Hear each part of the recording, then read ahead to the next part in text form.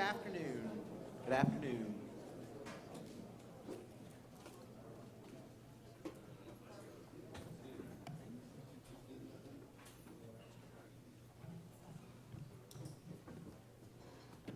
Can you hear me at the back? All right. Welcome to the special City Council meeting of August 24, 2016. We'll call the meeting to order, stand for a Pledge of Allegiance. Pledge of Allegiance to the flag of the United States of America and to the republic for which it stands, one nation, under God, indivisible, with liberty and justice for all.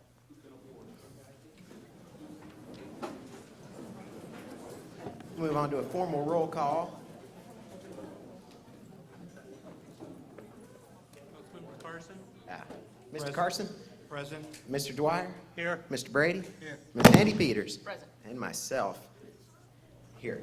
All right, moving on, a hearing to consider and render a decision on whether Mayor Clint Johnson violated Section 4.04(a) of the City of DeBary Charter and whether he shall be deemed to have forfeited his office in accordance with Sections 407 and 409 of the DeBary statute. Mr. Arterman, if you'd like to lay out the rules of engagement. Yes, Mayor, glad to do that. First, a chronology of the forfeiture hearing continuances, postponements, and how and why we're here. On May 4th, the regular meeting, City Council's initial determination to call and schedule the charter violation forfeiture hearing for June 1, 2016. Then at the June 1 regular meeting, the hearing was continued to the July 6th regular council meeting. Then on June 15th, a special meeting, hearing was continued to a special meeting on August 17th. July 6th regular meeting, hearing moved to August 24th special meeting, which is tonight's meeting. Also, this evening's meeting was separately noticed. The minutes I have just referenced for those meetings, the August 15th, 2016 letter from the city clerk to Mayor Johnson notifying the mayor of the hearing and charges, and the notice agenda for tonight's hearing are all entered into the record. I've given that to the city clerk. If there's any questions with respect to that. With respect to tonight's procedures, very similar to what we talked about at the initial June 1st meeting, I believe. I represent the city council in this proceeding to help ensure that the hearings are fair. The city staff is represented by Drew Smith, who is prosecuting this case. Mayor Johnson is represented by Doug Daniels. I am not prosecuting the case, and I am not an advocate for either the city's prosecution or for Mayor Johnson's defense. Drew Smith and Doug Daniels are advocates for their respective clients. The council is the judge of the grounds for forfeiture and whether violations have occurred under the charter, and for purposes may subpoena witnesses, administer oaths, and require the production of evidence. The procedures for the hearing this evening, which have been suggested to the council, provided to all members of the council and to both of the attorneys, are as follows. Bear with me, this is a little process, but it's very important. This matter tonight may be considered in a two-step process. First, the public hearing on whether a violation of Charter Section 4.04(a) has occurred. If no violation is found to have occurred by the council, the matter is concluded. It's over. If a violation is determined to have occurred by the council, the matters that constitute the violation and the charter provisions violated should be determined by a majority vote of the council, with the mayor not voting. Then a second hearing on whether to declare that the mayor has forfeited his office would occur. If there is a second hearing, in other words, if there is a determination of a violation of the charter, so if there is a second hearing, it may be appropriate for the council to incorporate all of the testimony, evidence, and rulings from the first hearing into that second. What we're doing here is bad for the city. It's bad for the city of DeBary. It is you're setting a terrible precedent for the city. You're setting a precedent that says that you cannot ask for information. You're setting a precedent that says that you cannot publicly criticize the staff if you think that's appropriate. If you do, you're subject to be dismissed. That is not the way democracy is supposed to work. There's supposed to be a free flow of ideas. People are supposed to be able to talk about the issues. They're supposed to be able to talk about the issues freely and they're supposed to be able to speak their mind, particularly elected officials. It is very important that elected officials be able to do this. There's no other way for the public to understand what is going on if the elected officials do not tell them. If you're going to take away a person's right to speak, you have to have a compelling state interest, and there just really isn't one here. It indeed flies in the face of democracy. In democracy, people have the right to say what it is that they feel need to be said. That's particularly important for you. It's particularly important for elected officials. You might not like everything that a person says. You might not like it. I am an elected official myself. I get criticized all the time. I don't particularly like some of the things that are said about me, but it's what we chose. We decided to take this on. Once you decide to take this on, then you just have to live with it. You have to live with the criticism that goes along with it. Sometimes the criticism is fair, sometimes it is unfair, but you just have to deal with it.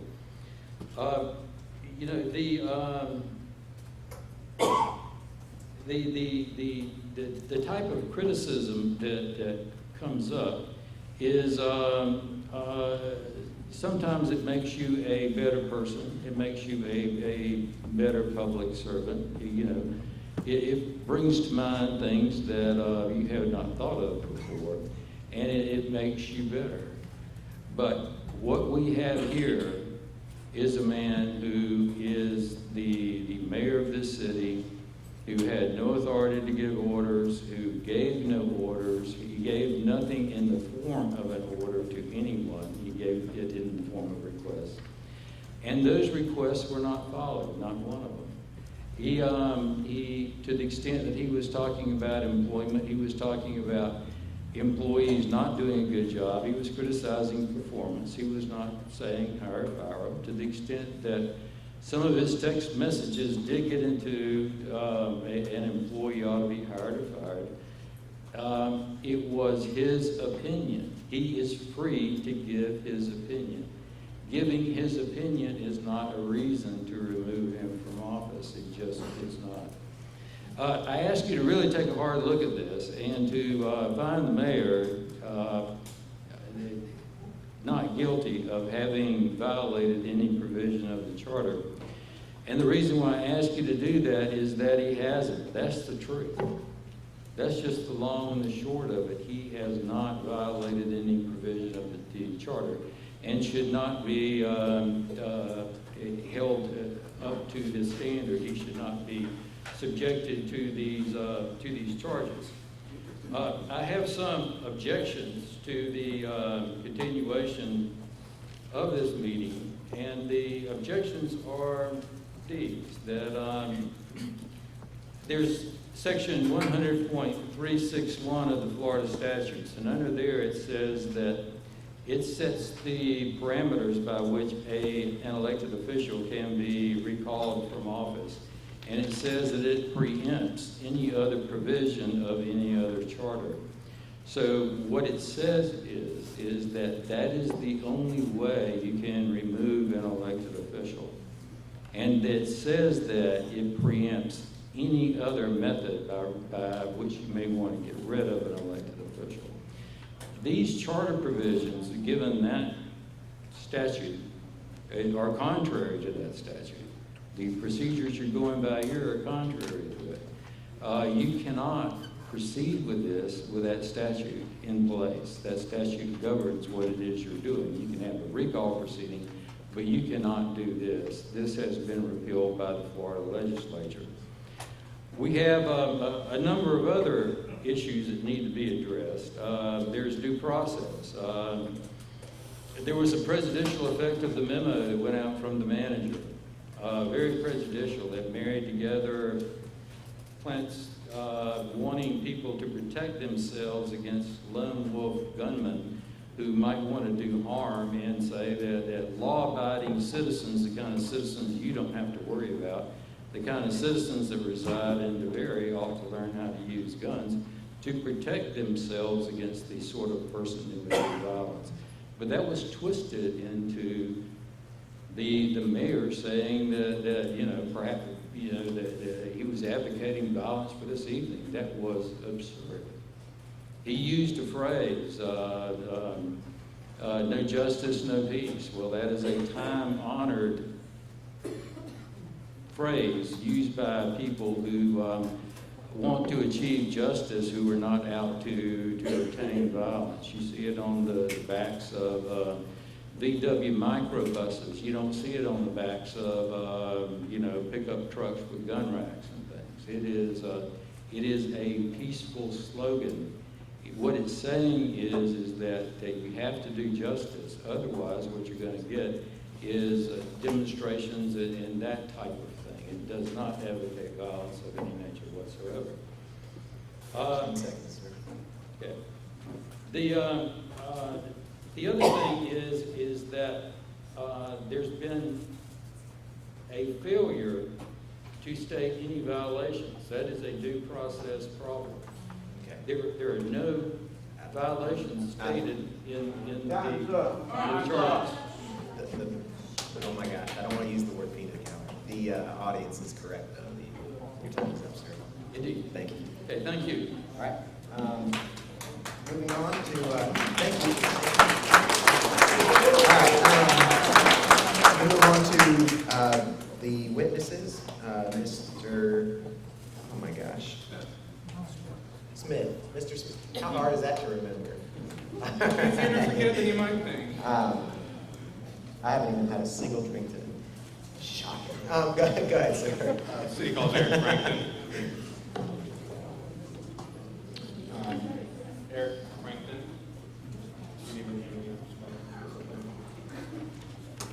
Mayor, did you want to start the? I figured I'd let him get set up first.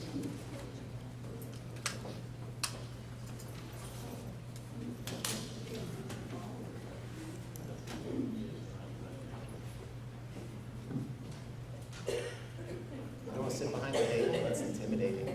You're welcome to sit back here with us if you'd like. You got the microphone? Yes, I do. 15 minutes? 30 total, so if you just put the 30 and I'll monitor my own, if that's okay. Absolutely, sir. Go ahead, sir. Mr. Frank, would you state your name and title for the record, please? Eric Frankton, I'm the IT Director and Public Records Manager. As Public Records Manager for the city, what is your job function? It is to maintain public records, to fulfill public record requests, to make sure that retention schedules are met. I'm also the RMLO, which is the Record Management Liaison Officer with the state of Florida and the city of DeBary, What does that position entail? making sure that everything is done properly, to make sure that we don't have lawsuits for public records requests that go unfulfilled, to make sure that the proper chain of command is followed when public records are, that public records are followed, laws and procedures are followed when it comes to fulfilling requests. Are you familiar with Chapter 119 Florida statutes? Yes, sir, I am. And how have you become familiar with Chapter 119 Florida statutes? When I first started with the city, prior to that, I was running the email servers for the city of DeBary as a subcontractor, as a contracted person. I assisted with the previous city clerk on fulfilling public record requests when it came to emails. At her departure, they asked me to come in and handle public record requests. Prior to coming in, I studied the 119 laws online. And then when I got in to the city of DeBary, I was hired. I went through training classes with the state of Florida and with the John Daly Institute for Public Records. As Public Records Manager, are you involved in the response to all public records requests that come into the city? Correct. There's a white binder in front of you, you see it? Yes, sir. Would you turn to tab 1 of that binder. Yes, sir. And what is that document located at tab 1? It is an email from Clint Johnson to myself, Eric Frankton. And you were the recipient of this email. That is correct. Also, as public records manager, is it part of your job responsibility to maintain the copy of this email? Correct. And have you performed that function? Correct. What is the subject matter that brought about this email? What was this email about? The mayor's mailbox survey cards that he mailed out, we had a public record request for someone to come in and view them. I had asked him where they were at. He had, so that I could show them to fulfill a public record request. He responded with, everything has been maintained in a box on a chair in my office at the City Hall. And then he continues with, please continue advising of whoever requests copies or review. Also, please do not allow anyone unsupervised access to the documents. You can schedule a time for me to sit in if necessary. Could you please forward all invoices / receipts of what the city has charged to fulfill Patricia Stevenson's many requests? Thanks, Clint. With respect to the mayor's mailbox surveys, I think you called them, was there a box of surveys that had been brought in? Correct. And that's the box referenced in the email? Correct. And when Mayor Johnson brought that box in, did you become aware that that box had been brought into City Hall? I became aware when I got this email. Okay. And upon getting this email, did you do anything with that box? Yes, I took them from the office, put them into my office so that I could fill the public record request. Actually, I think you answered my next question. I'm Why, sorry. why did you move the box from the mayor's office to your own office? Because I was setting up a time for them to be viewed for the public record request. Was it also part of the function of moving those boxes to ensure any level of security as to those documents? Correct. Were you doing your job as public records manager by moving that box from the mayor's office to your office? Correct.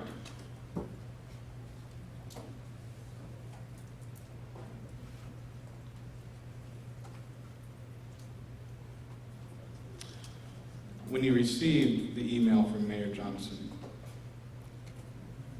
did you take any portion of this email to be an express direction to you to do something or not do something?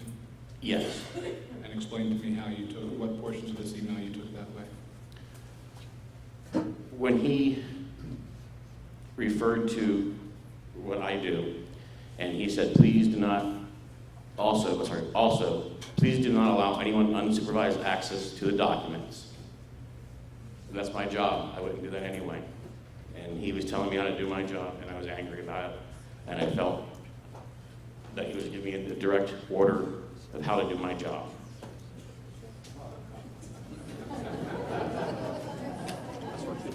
I'll hold the clock for you, sir. That's okay. Don't worry. All right, after we settle down, we'll start the clock back.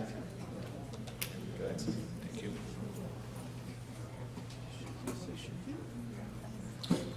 How about the second sentence of that email? Did you take there to be any direction in that portion of the email? Please continue advising me of whomever requests copies or review. Did you take that as a direction? Not really. I apologize. I didn't know what you were asking me. I apologize. No problem. In that previously, we were explaining or giving him information when people had requested, and we had stopped at that point. I believe so. At that point. In your mind, is the statement, please do not allow anyone unsupervised access to the documents, a request for information? No. I believe you already stated that you felt like it was him telling you how to do your job. Correct. As public records manager, who is your direct boss? My direct boss at the time was Dan Parrott, or city manager, whoever's in that position. Thank you. Turn to exhibit number 2, tab 2.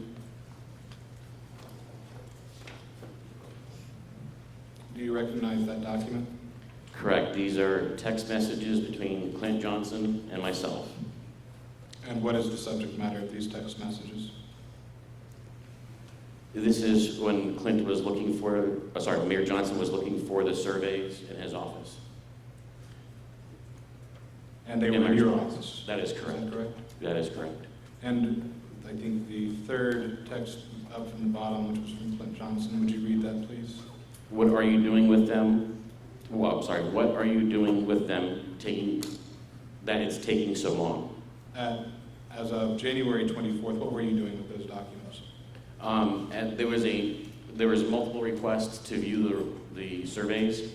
At this point in time, the person who had requested to view them had requested some other documents to view, and it was scheduling a time for that person to come in to see both documents at the same time.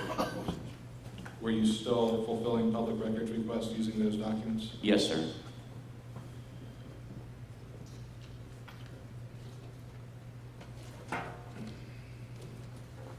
Now, is that email in tab 2, or I'm sorry, that text message exchange, also a public record that you have maintained in your capacity as public records manager for the city of DeBary? Yes, sir. Turn to tab 3, please.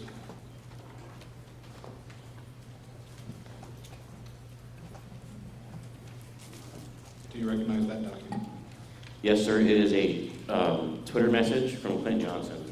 And what does Sorry, that, Twitter post, I should say. and what does that Twitter post say? Overpaid records manager Eric Frankton took surveys from my office against my express instructions and refused to return them and lost some. When did you become aware of this Twitter post? I'm assuming about the same time that you had posted it. How did it come to your attention? It was either pointed out to me or I had saw it when I was looking at records. And upon seeing this Twitter post, did you make a copy of it? Yes, sir, I did. And did you include it in the records that you maintain as public records manager for the city of DeBary? Yes, sir, I did. And have you maintained custody of this record since? The copy of it, yes, sir.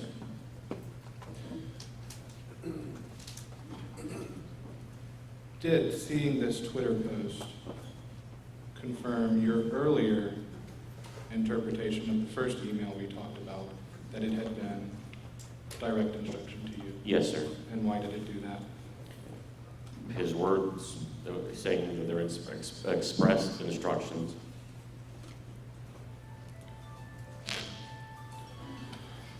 Turn on to tab 4.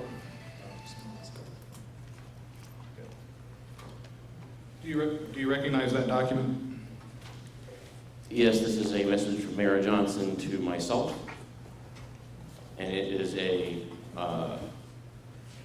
there's two messages, I apologize. It is originally from myself to Mayor Johnson, then his reply.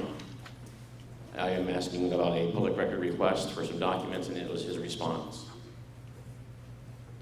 Does a portion of this email contain a public records request to you from Mayor Johnson? I apologize, could you please repeat that? Does a portion of this email contain a public records request to you from Mayor Johnson? Yes, it does. As public records manager, do you fulfill public records requests from the elected officials? Yes. Do you treat elected officials any differently in the fulfillment of public records requests than you treat the general public? No. So as it related to the public records request made by Mayor Johnson, did this email cause you any concern? No, sir. No. The public records report. To fulfill public records. Did that cause you any concern? No. Was there any other portion of this email that caused you concern?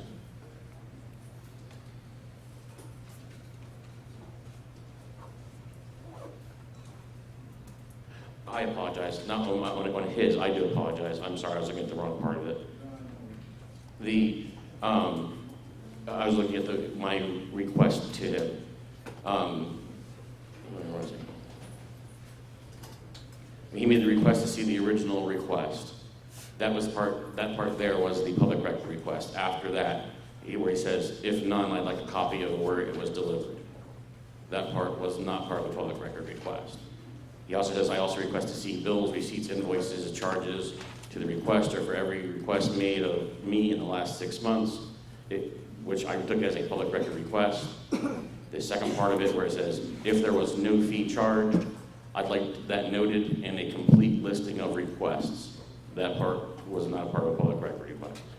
And then he asked for an update on his previous public record requests. In the complete listing of requests. In the complete listing of requests, correct. I apologize if I misspoke. So then the two portions of this email, just to make sure I and the board understand, the two portions of this email that you believe went beyond a public records request was the second sentence of the second paragraph. If not, I'd like a copy of where this is delivered. And the last sentence of the third paragraph, if there was no fee charged, I'd like that noted in the complete listing of requests. Did I understand that correctly? Yes, you did. And what about those two statements did you take to be direction instead of just part of the public records request? To compile a list of the person's requests and if they were doing fees or not. And if not, if there's not a document, we don't create a document. And he's asking that to be completed, a complete list of the requests.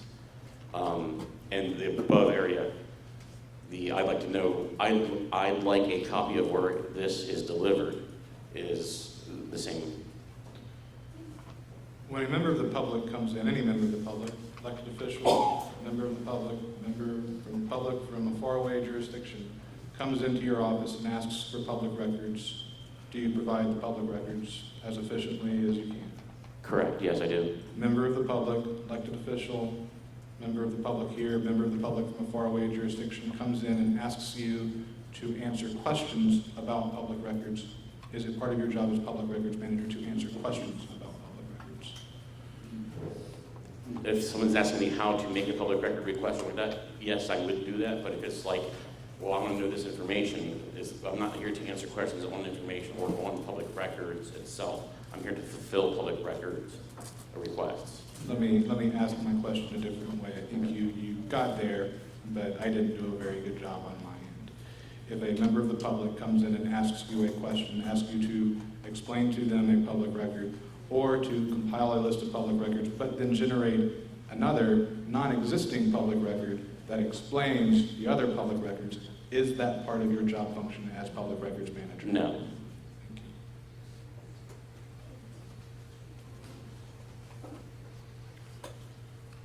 Could you turn to tab 5, please? Do you recognize that document? This is a message from Clint Johnson to, at the time, City Manager Dan Parrott. And you were not an original recipient of this text message, were you? I was not. How did you become aware of it? From Dan Parrott, the City Manager at the time. Did he come and show you the text message? Or is this the Twitter? I'm sorry, it's hard to tell from this copy. That, and there was also people on social media were commenting on it, so there's more than one person. When things come up, I get input from lots of people. Did Dan Parrott come and show you this text message? For retention, and he was talking to me about some of the requests that we were getting for text messages and so forth. And when Dan Parrott showed you this text message, did you make a screenshot of it and maintain it for the public record? Yes, And have you maintained that public record in your capacity as public records manager? yes, I have. Thank you. You can turn to tab 6. I'm sorry, you can turn to tab 7. Do you recognize that document? Yes, this is a email message from Mayor Johnson to Dan Parrott, Matt Berger, and Roger Bonacker.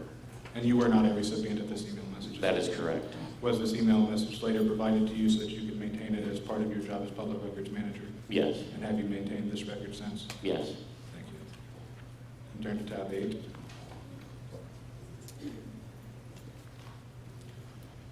Do you recognize that document? Yes, this is a tweet from Mayor Johnson. I'm sorry. Who is the subject matter of this Twitter posting? I am. And what does Mayor Johnson say about you in this Twitter posting? He says, record manager Eric Frankton should be standing up to Dan Parrott, not taking bad, unethical direction. They both need to leave now. How did you take this Twitter posting when you saw it? Then I'll end up losing my job if he keeps this stuff up. Did you take this as a statement from the mayor that you should be fired? Yes. Did you take this as a statement from the mayor that you should not be following the direction of your boss, Dan Parrott? Correct. Did that Twitter posting put you in fear of your continued employment with the city of DeBary? Yes. Did that Twitter message cause you to in any way question whether or not you should continue following the direction of your boss, Dan Parrott, or if you should be maybe listening more to Mayor Johnson? Yeah, yes.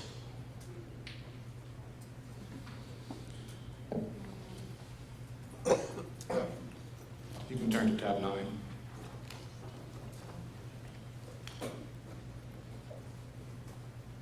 Do you recognize that document?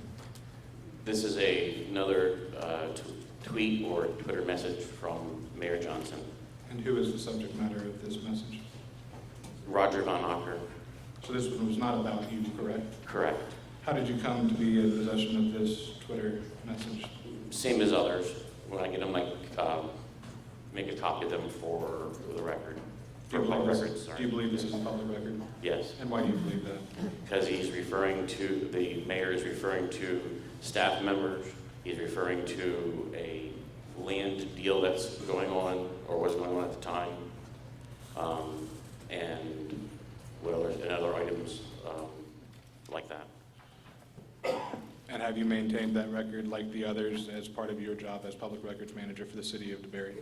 Yes, Turn to tab 10. Do you recognize that document? yes. And what is that document? It's another tweet from Clint Johnson. And what does the tweet say? The embarrassingly stupid accumulation of an entire year of exposing city hall corruption. Dan, Roger, and Eric must go. Did you believe this Twitter posting to be a directive that you be fired? Yes. How did this Twitter posting make you feel? Same as the last one in compounding. Compounding how? Because the mayor is very charismatic. He has a way of pulling support, and if more and more of this stuff happens, then I could be facing a loss of a job. Seeing Twitter posts like that, and were you concerned for your continued employment with the city of DeBary? Yes. Did you question whether or not you should be continuing to follow the direction of your boss, the city manager? Well, in this part here, yes, for the corruption, and with the past compilation of other messages that he has been putting up. You can turn to tab 11. Do you recognize that document? Yes, it's another Twitter message from Clint Johnson. And this Twitter message did not involve you, correct? Correct. Did you become aware of this Twitter message? Yes, I did. Upon becoming aware of it, did you preserve and maintain a copy of it for the public record? Yes. And have you continued to maintain that record as your job as public records manager? Yes. I have no further questions for Eric Frankton. He is available for cross. Mayor, I think it's appropriate. Is it going to be cross? Okay, then I guess you all want to, As we discussed earlier, I was under my understanding we were stopping the clock for you and then letting the cross just run. it's fine. I have no objection to that. I was also going to offer, I will write down 8:53, and if you want to put 30 minutes back up for Mr. Daniels, you can count his 30, and you can write down his time when he's left. So does that either process In work? Mr. Daniels' defense here, he's probably, sorry. For the mayor, and I do need to do some cross after the close manager is here. The floor is yours. Mayor, it's appropriate for him to cross at this point if council sees fit, Yes. unless there's any objection. Mr. Daniels, the floor is yours, sir. Okay, thank you, sir.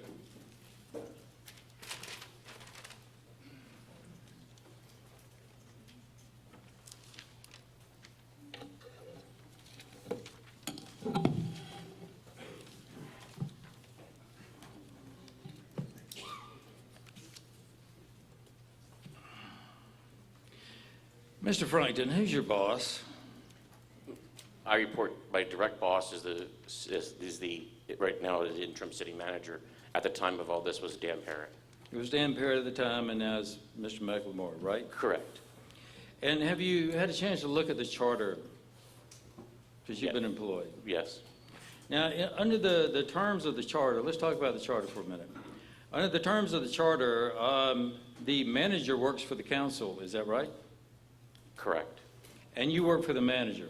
Correct. And the charter says explicitly that the members of the council cannot hire or fire employees. Correct. It says that. And it says that they cannot give orders to employees. Is correct.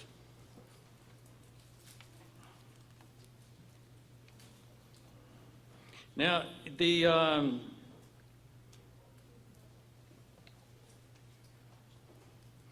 so when it comes down to it, there were no, the orders that you received were from the manager. They were not from any other council member. Is that right? No, it's not. It's not right? You received orders from other council members? No, I ordered from Mayor Johnson. Did you receive orders from any other council members? Not that I'm aware of. I'm sure you have something to show me. Would you look at page 113? I don't have that. Let me, wait a second here. If you're going to consider the simple, polite request that the mayor made as orders, I think you should consider this one an order also. This one is from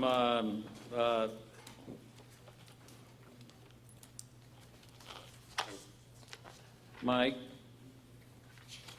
I'm sorry?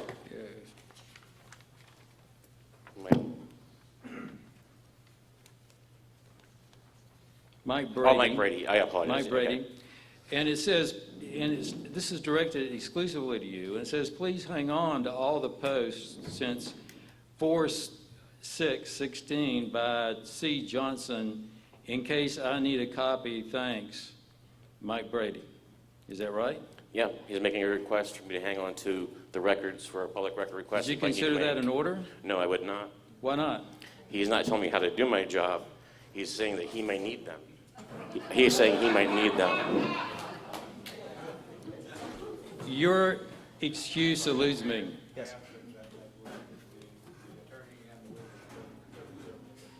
Yes, sir.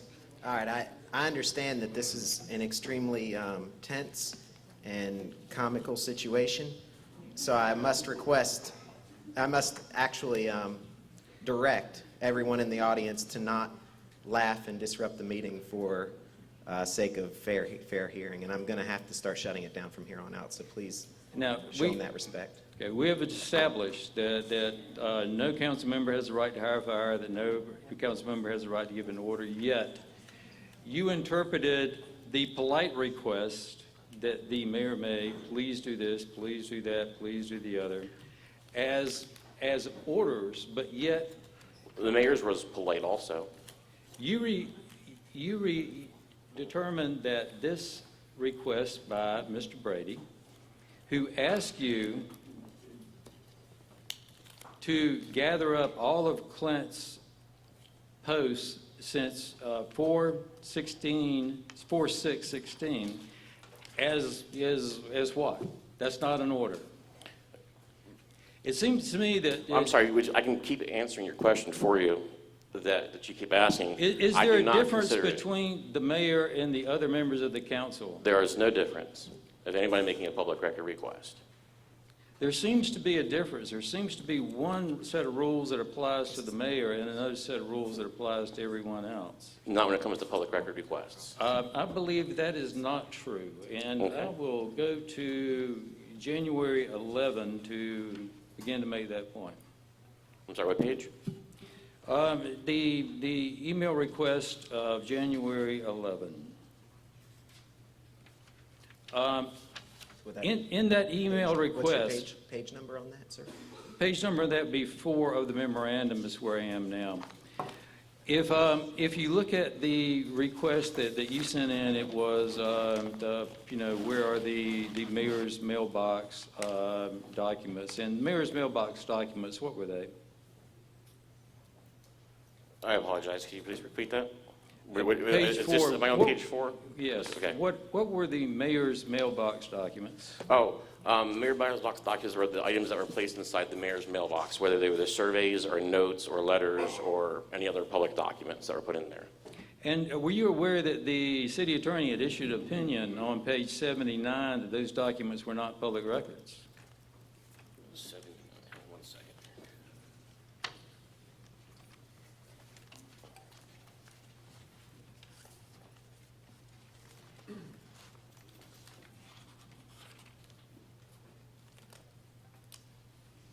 It's in the middle of the page. The brief answer? Right. In the brief answer, in this part of the, I believe he says that it can be argued that they're not public records. Did you know that were you around when he told the mayor that they were not public records? I don't recall ever hearing him tell the mayor that they were not public records verbally. I do remember reading this memo. Okay. So the mayor, though, in any event, took these records that he didn't think were public records. He took them to City Hall, and they were in his office.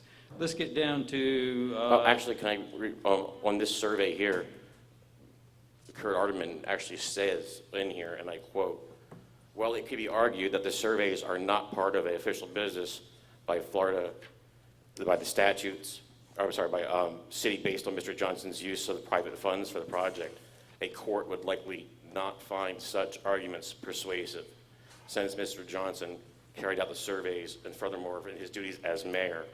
So I believe that what he was saying is, this is how I interpreted what Mr. Ardeman was saying was, you can argue the fact that they're not public record, but if it goes to court, you're going to lose.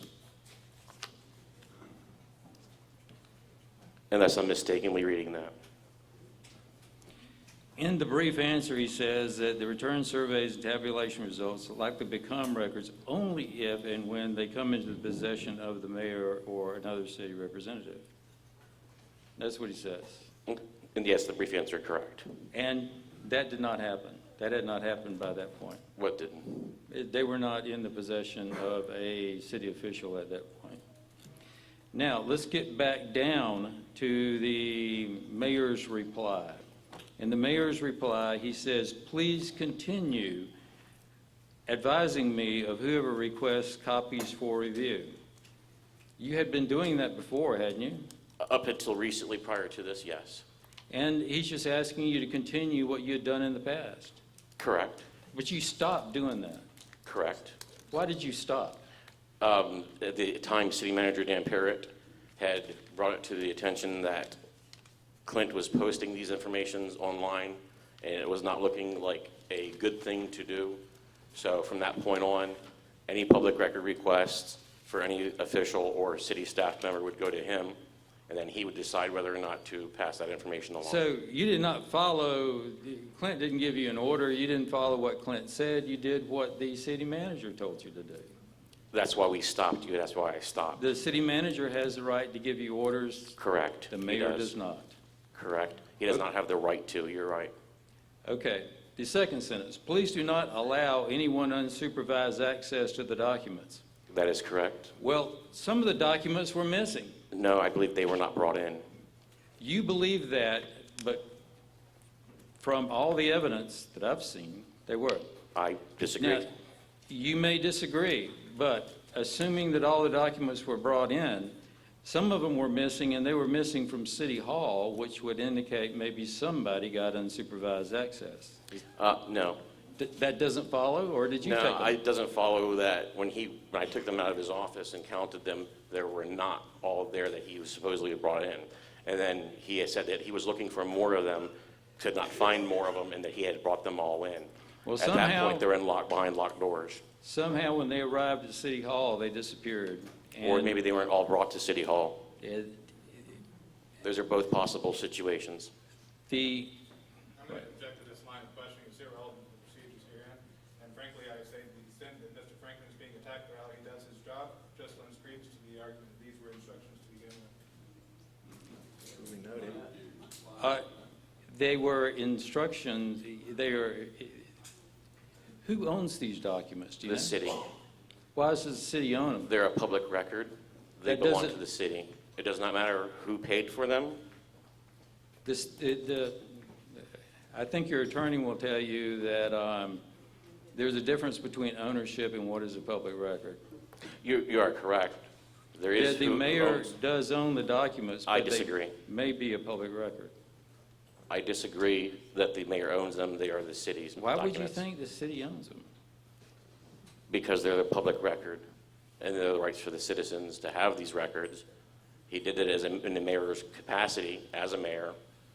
So that's the only reason why you think the city owns them is because They're a public record. All right, good enough. Well, that's good enough. And then we go down to, please forward all invoices, receipts. In other words, the invoices, receipts from having doled out these public records. You didn't do that either, did you? I sent him the invoices that I had gotten for these previous requests. I did, even though you think I did not, I did. Did you forward him all the invoices, the ones that occurred in the future from the multiple requests you say you received in the From the time that he did his request, let me see, hang on here. Oh, I apologize. I'm sorry. I thought you were doing something different. Please ask your question again, because I'm getting a little confused what you're asking Did you directly. forward all the invoices and receipts Yes. that the city charged to fulfill Patty Stevenson's many requests? Did you send all of those? There were none. I apologize. I thought you were talking about the other part of that. There were no invoices? Did you not charge her? She had nothing to be charged for, Why didn't she have anything to be charged for? because our ordinance states that if your request is less than 15 minutes worth of labor, there is no charge. When she viewed the surveys, she was there for less than 15 minutes. I think we got to look at your ordinance if that's what you think it says. Sure. Go ahead. Again, we're getting into a line of questioning. The question is the way Eric Franklin performs his job, not the communications of the mayor. What we're getting into is whether or not Mr. Franklin followed instructions, and he did not. If he would just admit that he did not follow any of the mayor's instructions, we can move on. Now, If I prove to you that I've done one of those, are you saying that you were wrong and I was right? Because I can prove that I have done stuff that he has asked for, and even though you say I have not. oh, by the Lord, you did one thing. Isn't that terrific? All right. That's One thing out of all the requests the man made, you did one thing. That's not, that is not fulfilling requests. That is not an order. An order is when you get directions to fulfill requests and you actually do that. And that was not done in this case. Which case? In this case. Now, let's move on to the exchange of text messages between the two of you. That's Exhibit 2, and Mayor's page 13, if you want to use that document. Now, this was 2 weeks later, and you were still responding to public records requests, Correct. but not sending any notices to Mr. Johnson despite his request that that be done. Correct.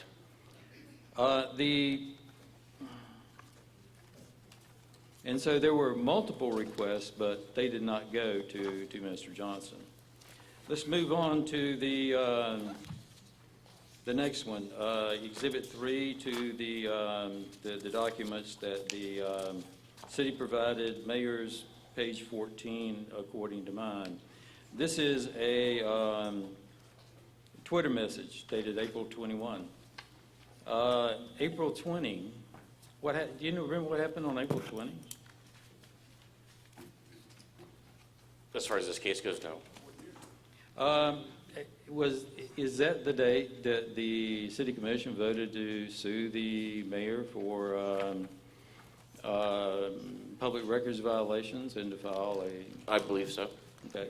Would he have I'd have to reason? take your- Would he have reason to be upset about that? I would assume he would have reasons to be upset about many things, including what was said on 420. Indeed, I believe he would.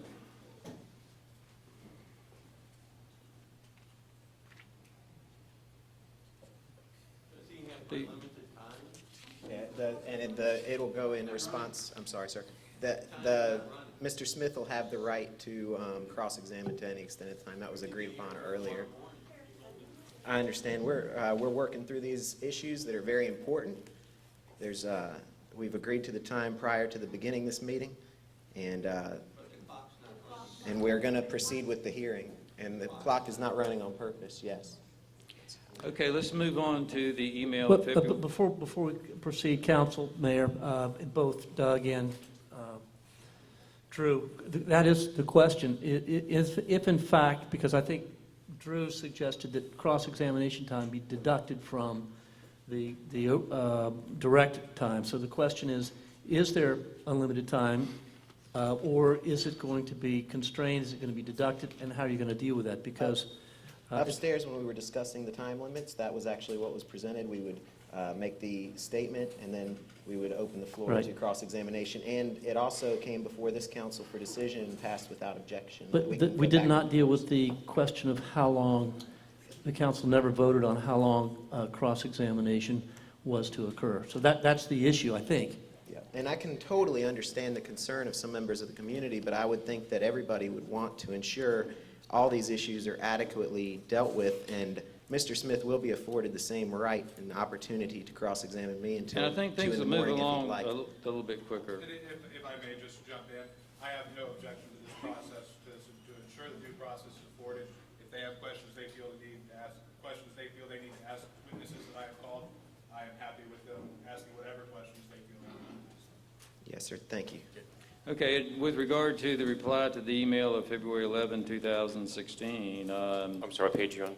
and page 5 on my memorandum would be the one.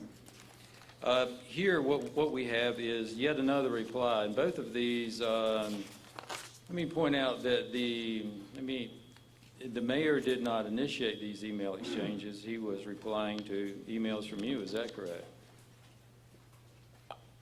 I'm sorry? Both the January 11 email and the February 11 email, they were replies to emails from you. They were not initiated by the mayor. Oh, I'm sorry, I see. On the February 11th he was replying to my request for him to fulfill the documents, or give me the documents to fulfill the public request. And he copied the city manager, Dan Parrott, on both of these, did he not? As I do with everything, yes, when it came to that. And so, and Dan Parrott didn't complain at the time. Correct. All right, now in February 11, the request that we have is that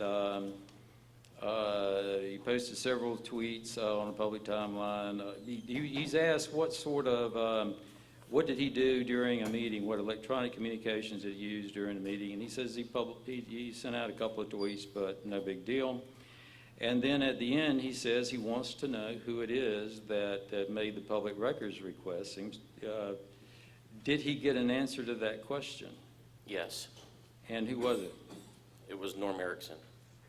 And then it says,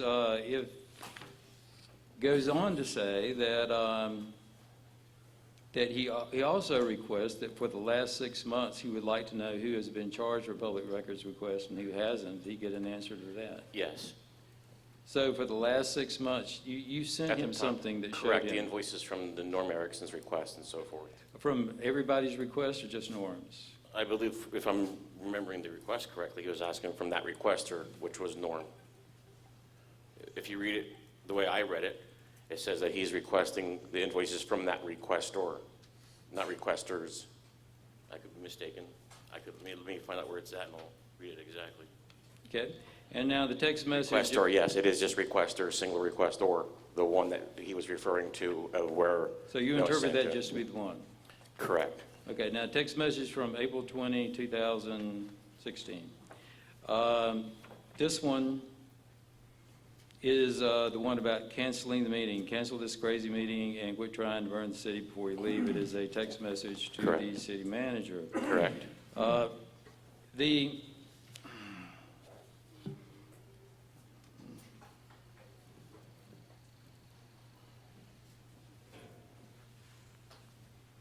Okay, in this particular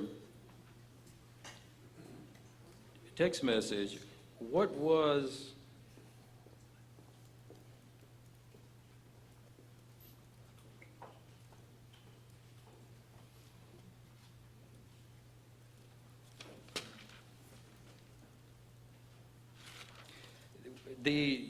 the requests that come in are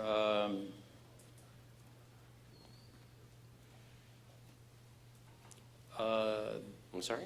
excuse me,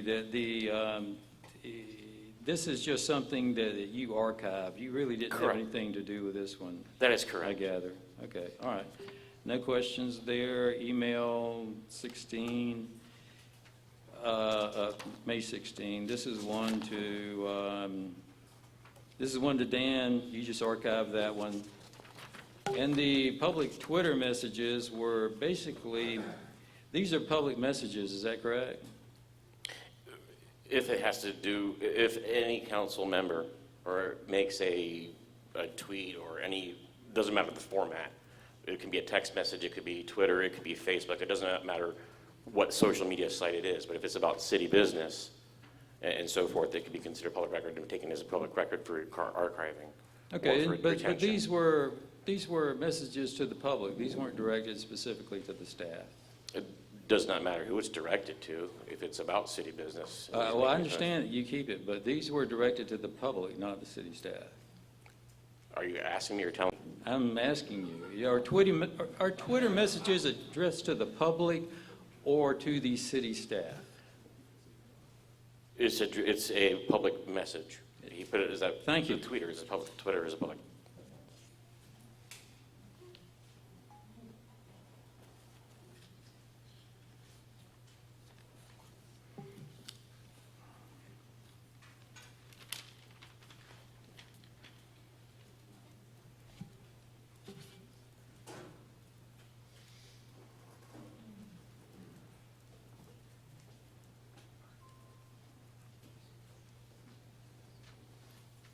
Now, before you said that the mayor was treated like everyone else. Why was the mayor charged for public records and other members of the council not charged?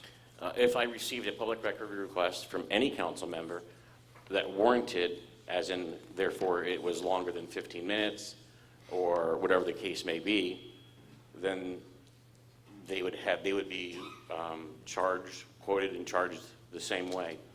The mayor is the only one that has ever come to me for a public record request to be fulfilled that required much time. I've did many public record requests for the mayor where he did not have to pay for them because it took less than 15 minutes and it had no copies of any paper or anything like that or CDs or anything like that. But that is not what your public records policy says.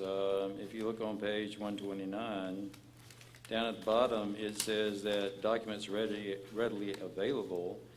There will not be a charge for labor in retrieving the requested documents, but copies requested by any requester will be charged in accordance with paragraph 4B. So it seems that everyone should be charged if you're going to be consistent with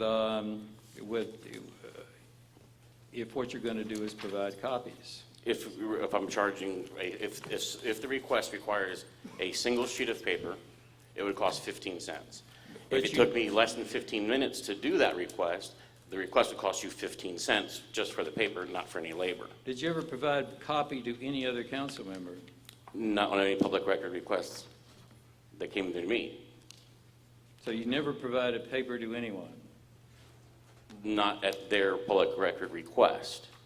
Well, For example, at a meeting, I was asked to give the council members a printout by Dan Parrott of the mayor's, an Excel spreadsheet that I had printed out of his unfulfilled public record request that I was still working on.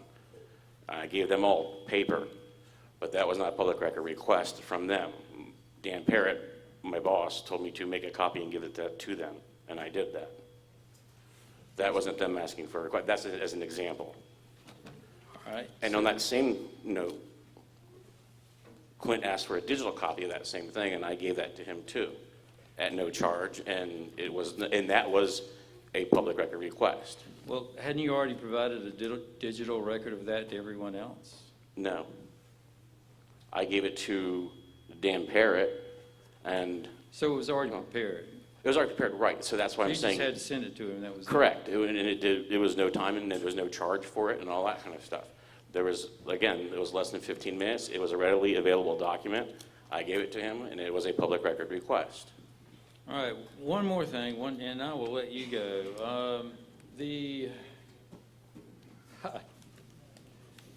I understand how you feel.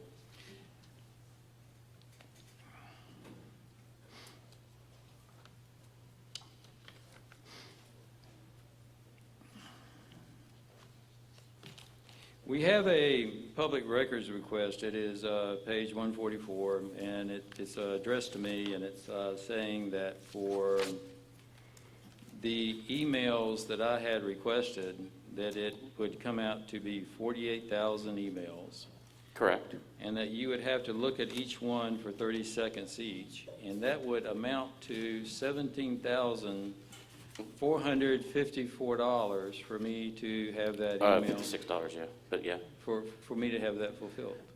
Correct, this is an estimate, this is how we decide how to, Does it- estimation. Does it take you 30 minutes? It says 30 seconds. 30 seconds, I'm sorry, does it take you 30 Some seconds? do and some do not. If you open up an email and it has multiple attachments, each attachment needs to be opened. But that is an average time. And how do you know that? We go by like Volusia County and stuff that they use too. You don't go by Volusia County. I know you don't do that. I'm sorry, are you suggesting that Volusia County doesn't charge you for that? I know they don't, because what I did, I apologize. what I did when I got a bill for $17,000, I called Volusia County and I said that I wanted every email from a council member to a senior staff person for the last year and a half. I got it the next day. It took them so little time, they did not charge me and would not have charged anyone. Can I- If Mr. Daniels is going to testify, I ask that he be sworn. I will be sworn Can to you say please that. swear him in for that? Because Would you mind being sworn in, sir? Not at all. I mean, Uh, Mr. Graham, when you're ready, sir, if you just hold on one moment. All right. Do you swear that the testimony you're about to give is the truth, the whole truth, nothing but the truth, so help you God? I do. Volusia County was able to give me every email from a county council member to a senior staff member for a year and a half, and they were able to put it together so quickly and give it to me. They did not charge me, and they would not have charged anyone. And Volusia County has an antiquated email system. Fact is, it is so old that nobody writes viruses for it anymore. That's why we keep it. No more questions. Thank you, sir.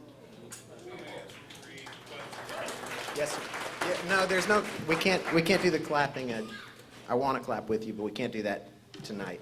And since these are redirected statements, would you mind if I didn't start my clock on this, because I'm just Of responding to course, this questions is that were asked rebuttal. on Yes, sir. cross? Yes, sir, go ahead. Mr. Frankton, yes, sir. Is there any objection to Mr. Daniels, to his? three questions Okay. to redirect. I'll be very brief.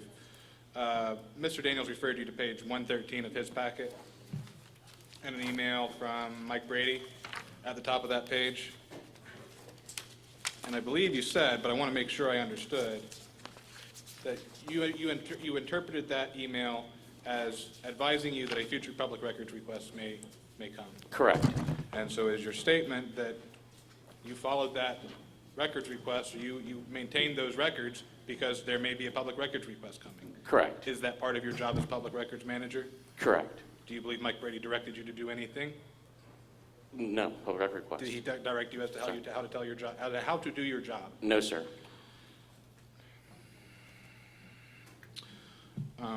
You talked a little bit with me and then some more with Mr. Daniels about that box of surveys that was brought in. From the moment that box and those surveys were brought in and you took custody of them, is it your understanding of Chapter 119 Florida statutes that you at that point became a custodian of those records? Yes, sir. And that regardless of what they had been up to that point, once they had been turned over to the city, they were a public record? Yes, sir. Thank you.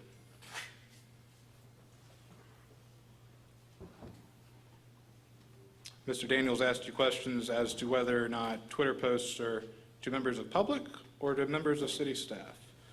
Are members of city staff members of the public? Yes, sir. Thank you. No further questions from Mr. Frankton. Thank you. Do Anything, you have Doug? anything else? No. All right. Can Mr. Frankton be excused? Yes, sir. Thank you, sir. And you may call your next witness. Roger Van Acker.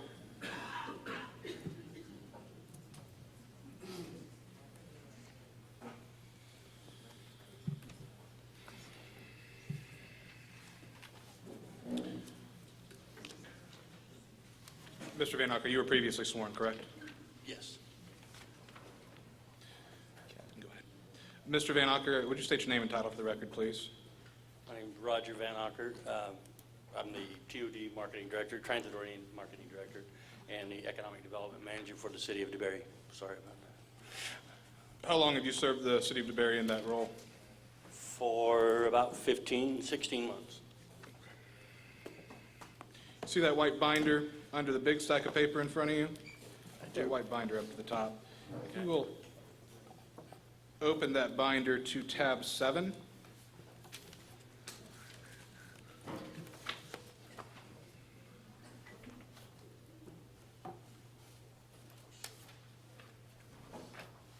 Okay. Do you recognize that document? I do. And what is that document? It's an email from Mayor Johnson to Dan Parrott, Matt Berger, and myself. Dan copied Dinah Pulver. And what is that email about? It's about requests that Ms. Pulver was asking us to, provide information. And it says, Dan, in light of this email, I would like a clear response to all of Ms. Pulver's questions and the records mentioned prior to the public meeting on the 18th, preferably by today, in parentheses, as part of my preparation and research on behalf of the residents as their elected mayor. And then it says, to be clear, this is an inquiry to fulfill my duties, not a direction to staff or a public record request. Were you a direct recipient of this email? Yes, I was.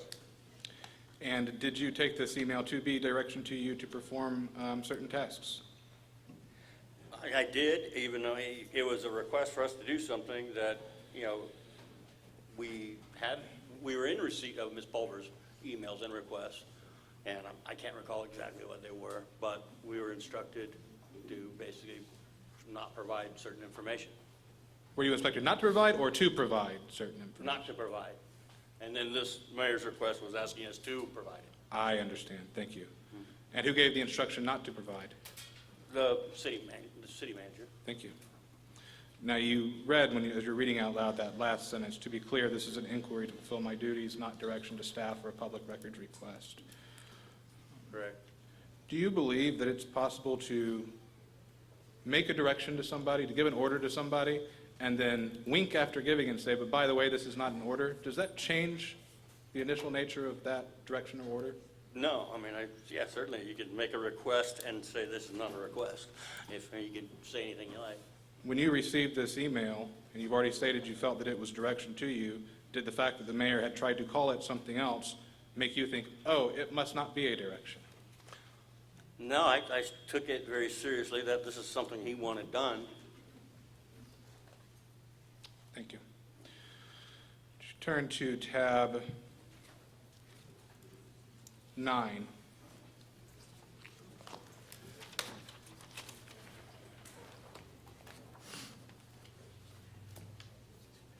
Do you recognize that document? Yes, I do. And what is that document? It's a Twitter tweet, whatever,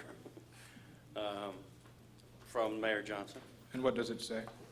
It says the refusal to stop hashtag Save Gemini land deal is from TOD Director Roger Van Ocker's arrogance. He was wrong, wasted tax dollars, and should be fired. Did you take this Twitter posting to be Mayor Johnson calling for you to be fired? Yeah, absolutely. How did that make you feel? Not good. Did it- And I don't think anyone likes to hear those directions. Did having an elected official of the city of DeBary state very publicly that you need to be fired make you feel secure in your job? No, not at all. Did it? I mean, I don't think anyone would. Did it make you question whether or not, in doing your job to the best of your ability as directed by your boss, the city manager, whether your job was secure? No, what I felt that Mayor Johnson was using his influence as the mayor to influence others within the city and or residents that I am not doing a good job and therefore trying to build a consensus to have me removed from my job. Just having that public statement that you should be fired, did that impair your ability to do your job with the city? Somewhat. I also meet with, and I'm a very public person. My job is to promote the city, growth in the city. Who knows where, I don't know where these messages get out to, who sees them, but where I'm trying to build the relationships with people to bring businesses and buy lands, do developments in the city of DeBary, this goes directly opposite and against it, what I'm hired to do. Turn to tab 10, please. Do you recognize that document? Yes, And what is that document? it's another Twitter post From? from the Mayor Johnson. And what does this Twitter post say? It says, the embarrassingly stupid culmination of an entire year of exposing City Hall corruption, Dan, Roger, and Eric must go. Again, did you take this Twitter post as the mayor calling for you to be fired?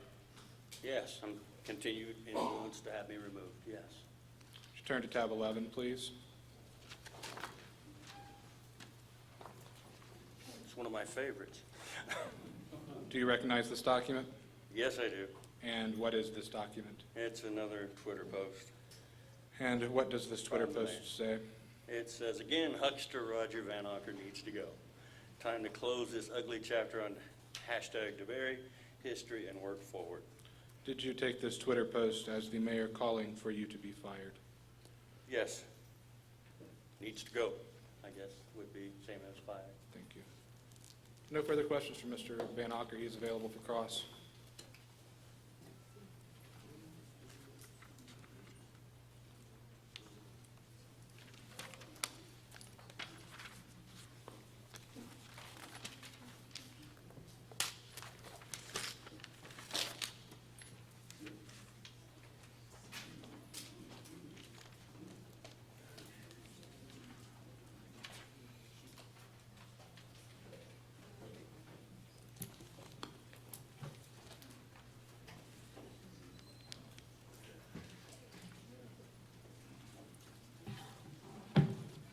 Okay, thank you. This will be mercifully a lot briefer. Let's see.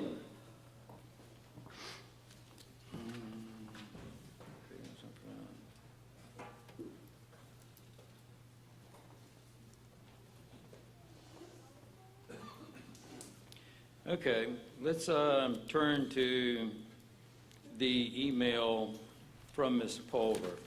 Let's turn to the email that Clint Johnson wrote with regard to responding to Ms. Pulver's emails. And in my documents, that starts on page 110. Could you take a look at that?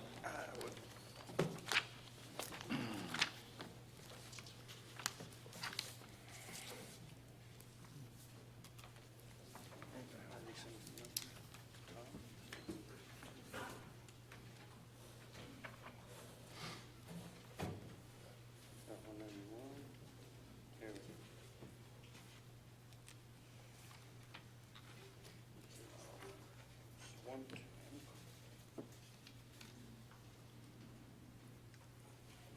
It's 110 and page 111, actually. Okay. Now, what Donna Pulver, of course, is a reporter for the News Journal, and she has, by my count, sent the city 5 emails asking about the DeBary Conservation land deal. Right? Is that right? Yeah. Now, I haven't what- read it yet, but I trust you. Yeah. Okay. Now, what part of these emails did the manager tell you not to address?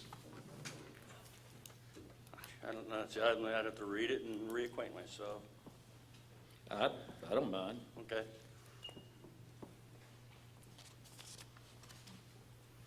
Okay, 110, or are you starting on 109? Dinah, records.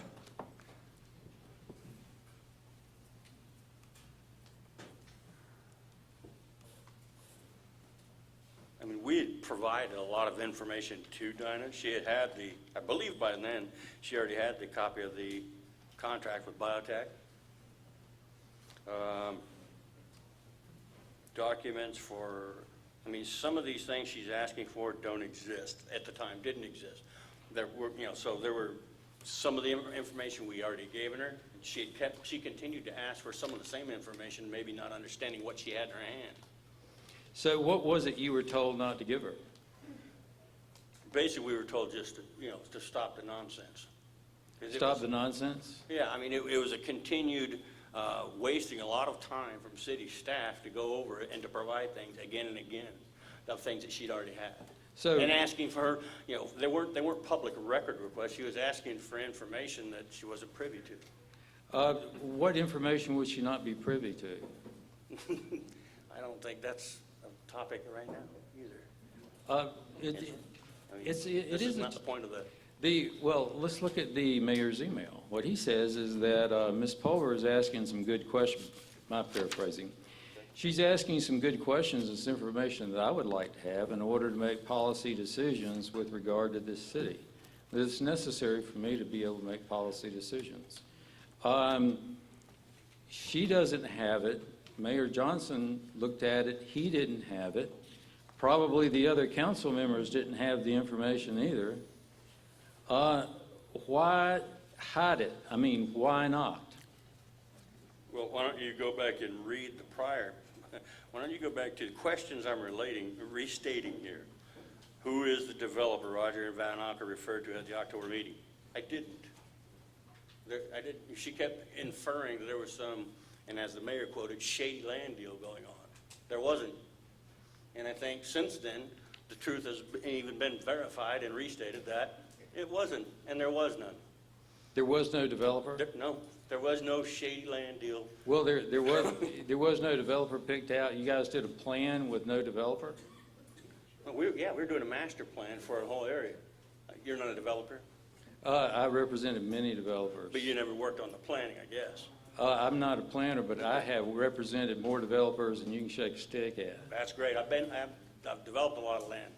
Okay, well, I've been involved in developing a lot of land myself. Yeah. And we seldom spend a lot of money on a plan without a developer who is going to come across and actually adhere to that plan. Otherwise, you waste your money. Developers have their own ideas. So there really was no developer. The city we engaged a master plan, a market feasibility study and a master plan, and that's public record. And that's exactly what we were discussing here. But what specific questions in here did the manager tell you not to answer? Here again, we answered them. To you, ma'am, some of these things that are in here, read, there's 1, 2, 3, there's 5 or 6 items that she refers to here. Did you ever give her a reason why you were not providing her the information? Did you ever say we already got it? We simply told her she did have the information. Some of them, no, maybe not. Was that in Probably writing anywhere? didn't. I don't recall. Okay, so you just orally told her. There were emails that we did respond back and forth, but I couldn't recite them for you right now. Okay, now let's go to the hurtful Twitter messages that the mayor sent out. Let's see, where are they?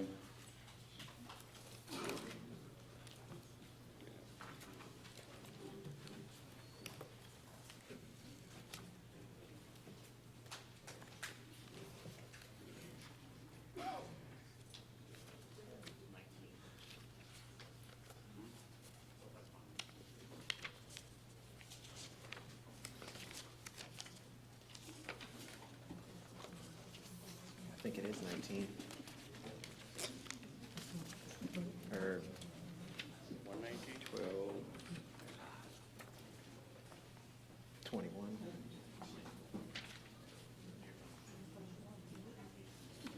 Yeah, I believe it's 21 and 22, sir. Okay, just 1 second. Or 20 and That's what you 20 do. and 20. That's 21 what you and get for 22. rearranging your documents. All right, let's go to 21. All right, we'll have the audience settle down here again. Okay, let's go to 21. That's the Exhibit 10. And this was sent out May 31, 2016. And you were saying that you thought that the mayor has, of course, no power to dictate employment. That's taken away by the charter. But you were saying that this would affect your employment some way by the mayor and his stature. Is that right? In his what? The mayor's stature would affect your employment in some manner?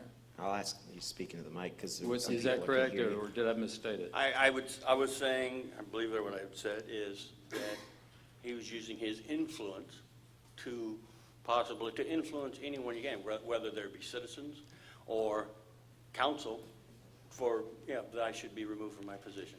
Well, I tell you what, this council move may forward proceed with removal proceedings against him, so I think that any idea you had that the mayor was influential with regard to your continued employment is seriously misplaced. No further questions.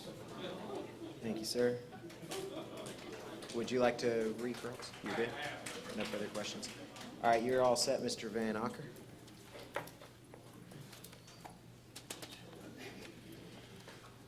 City Hall's Ron McLemore.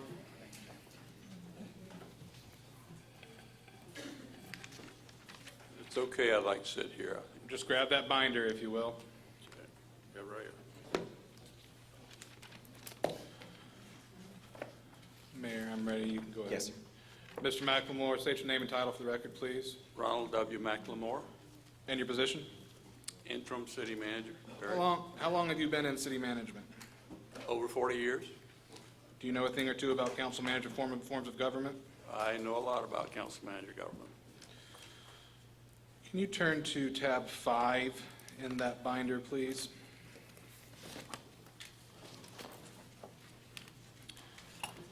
Do you know what that document is? Yes, I do. What is it? It is a email, as I understand it, stating that from the mayor, directed to cancel this ridiculous meeting, quit trying to burn the city before you leave. Do you know who that, I believe it was a text message, but do you know who that communication was directed to? My understanding is it went to the city manager. As somebody who's been in city management for a long time and knows quite a bit about council manager forms of government, what is your opinion of this communication? Honestly, it's probably one of the more flagrant violations of the charter provision I've ever seen. And why do you say that? It's a direct order in contradiction to the charter and seeks to deny the city manager the rights he has under the charter to perform his duties that he's sworn to perform. I have no further questions from Mr. McLemore.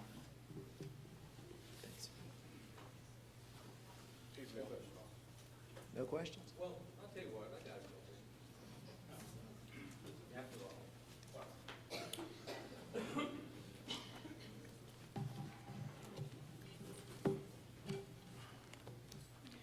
it. If you would, look at page 247.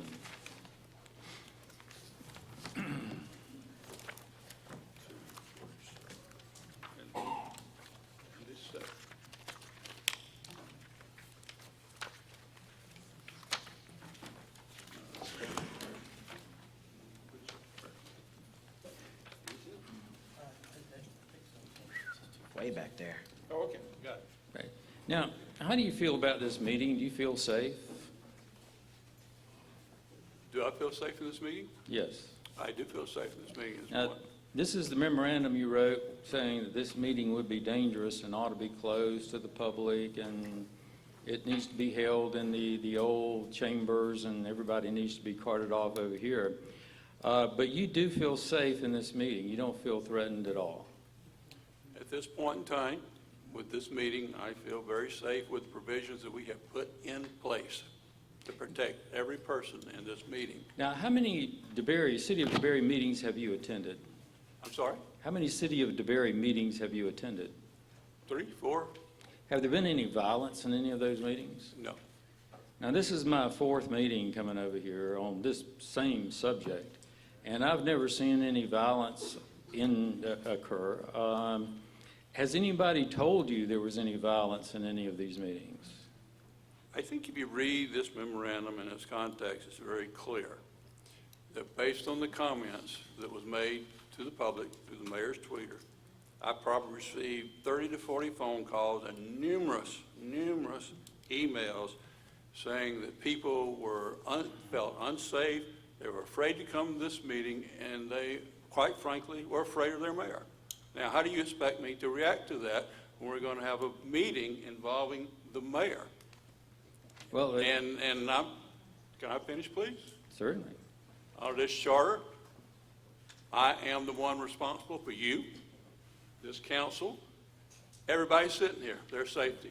I conferred with the city attorney. I conferred with the sheriff's office, our captain here, and the staff, and we thought about in terms of a unique situation that I have not faced in 40 years of managing cities and counties. I have never faced this situation where people express to me they're afraid of their mayor. Now, I'm not through. I'm not through. You have to, I'm asking you to appreciate the position I'm in as a manager in the days that we live in today. When you have these kind of threats and intense rhetoric, I'm not concerned about the mayor doing anything. We know for a fact that this kind of intense rhetoric tends to bring in outsiders who are here for the show, and often are the ones who are doing all the damage, killing all the people, and providing all the havoc. Now, my responsibility is to make sure that everybody here has an opportunity to come and participate in their government. And that's my responsibility to every one of you here, and at the same time, guard their right to come and participate. You know, I missed that in the charter. Where's that in the charter? I missed it totally. You know what responsibility, you've been in the government a long time, you know what responsibilities of a city manager are? Yeah, I do. And Yeah, you do. if you look at the responsibilities of the city managers, that part of meetings is not part of it. You're an administrative person. I'm responsible for the facilities, what goes on in these facilities, and the safety of the people that are If you here. would find that for me, I would appreciate it, because I looked mighty hard and I was unable to find any authority you have to move, to declare a public meeting private. State And I your- did not just declare objective move for it. it. Okay, yes, sir. Oh, you can answer the question, sir. We did not declare do a public meeting private. We set procedures to protect the public, who has a very extensive, based on what we have gotten in feedback, concern about their safety and their willingness to come to this meeting. We made it very clear the meeting would be open to all the people who wanted to speak. Every person could come to this meeting. And we made it very, very clear that we would have an opportunity for them to be here, for the information to be streamed to them so they could see it as it happened. And at that point in time, that was the judgment of the collective thought of the people involved, how to have this meeting in a responsible manner and make sure that everybody here is safe. And I will tell you this, Counselor, this debate, as you know, as well as I know, is going to go on for years on how we balance public safety and public meetings and the First and Second Amendment in a new environment that we have never been in. It's a serious debate. It will go on for years, and I'll be honest with you, it's difficult on me and anybody else, including yourself and all the elected officials, who are trying to strike that right balance. Would I make mistakes? Very well, possibly could. It will always be in the context of how I protect every person who sits in this meeting. But isn't it true there's no authority in the charter, there's no authority in the state statutes to shut down a meeting the way that you have proposed? Do you think I would do that without consulting city council? Did you consult the city Of council? course I did. Did you call each and every one of them? Do you? Yes, I did. And did you think I wouldn't? So you called each and every city council member. What did you say when you called them? I asked them what their thoughts were on this meeting. Were they concerned? And to get their feedback, and also the city attorney to get his feedback on legal advice on how we'd handle this in such a way that we could properly balance the safety of these people who are going to be in this meeting and give them an opportunity to participate in their government and say to the people who told me they're afraid to come to this meeting that it'll be okay to come. So it would be the city council that would have the decision to decide whether or not this meeting was open or closed. No, I took that, and if you read my letter, it says I have conferred with. I have conferred with and come to the conclusion this is what we need to do. It seems that under the charter, that it would be their decision, not yours. I can understand why you would confer with them. Now, in the course of those discussions, did you tell anyone, any particular city commissioner or city council member, what the other city council members thought? No, no. You just- Is it, I did for the say there record- was a consensus. For the record, is it appropriate for him to be receiving counsel from, I guess Mr. Arterman does represent staff, is that what I'm to understand? I thought you said you weren't representing I either represent the side. city council, Mayor. Okay. And I the just- questions tend to go to the city council and the city, not with respect to accusations against the mayor. Thank In you. response to the city manager's testimony, is it appropriate for you to be coaching him and telling him what to say? Because I can hear it. My obligation is to protect the city of DeBary, not protect any particular individual. Thank you. Okay, let's see. You consulted each of the county council members and came up with the decision.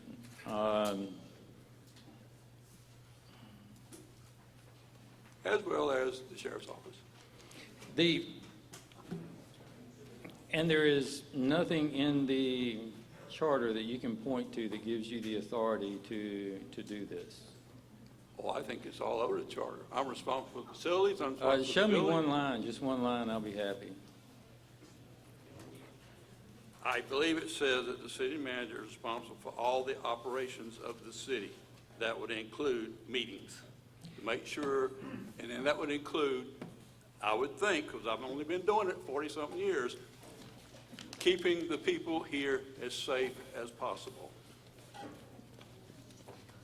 I believe that if you were to, let's take a quick look.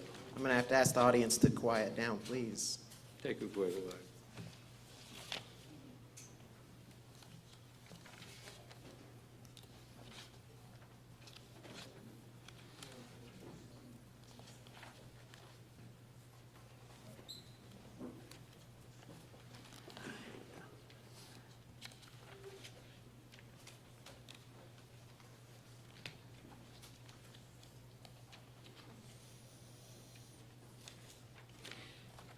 It does say that you are the administrative officer and you are to implement the resolutions, policies adopted by the council and shall perform such other duties as may be required by the council or law. Now, what it does do is it gives to the council all powers of the city vested therein except those otherwise provided in this charter, consisting of council members designated as the mayor, et cetera. In other words, the council has all power of the city except as otherwise designated, and yours seems to be purely administrative in the sense of carrying out their policies. And that something like a council member meeting, which is intensely part of the council member process, would be a council member decision. Would you agree with that? My responsibility is not to tell them whether they have a meeting or not. My responsibility is to make sure the meeting is safe so that the public can be here and feel like they're safe enough to participate in their government. All right. Thank you.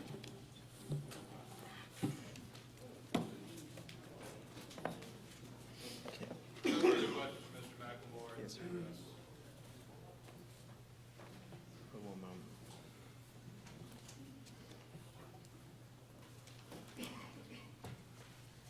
I have one moment before we close this out? Sure, I was about to ask you, I got 2 minutes to run to the restroom before and give Yeah. somebody else the time to Just give me one transition. minute.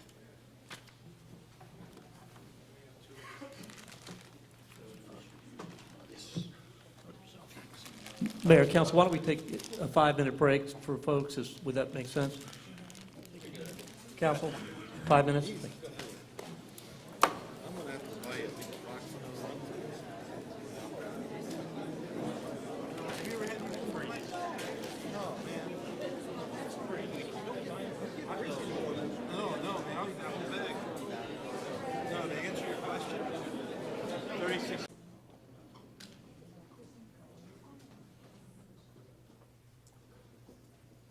So now we'll move on to the questioning. Do you call it interrogation? What do you call this section, Mr. Arteman?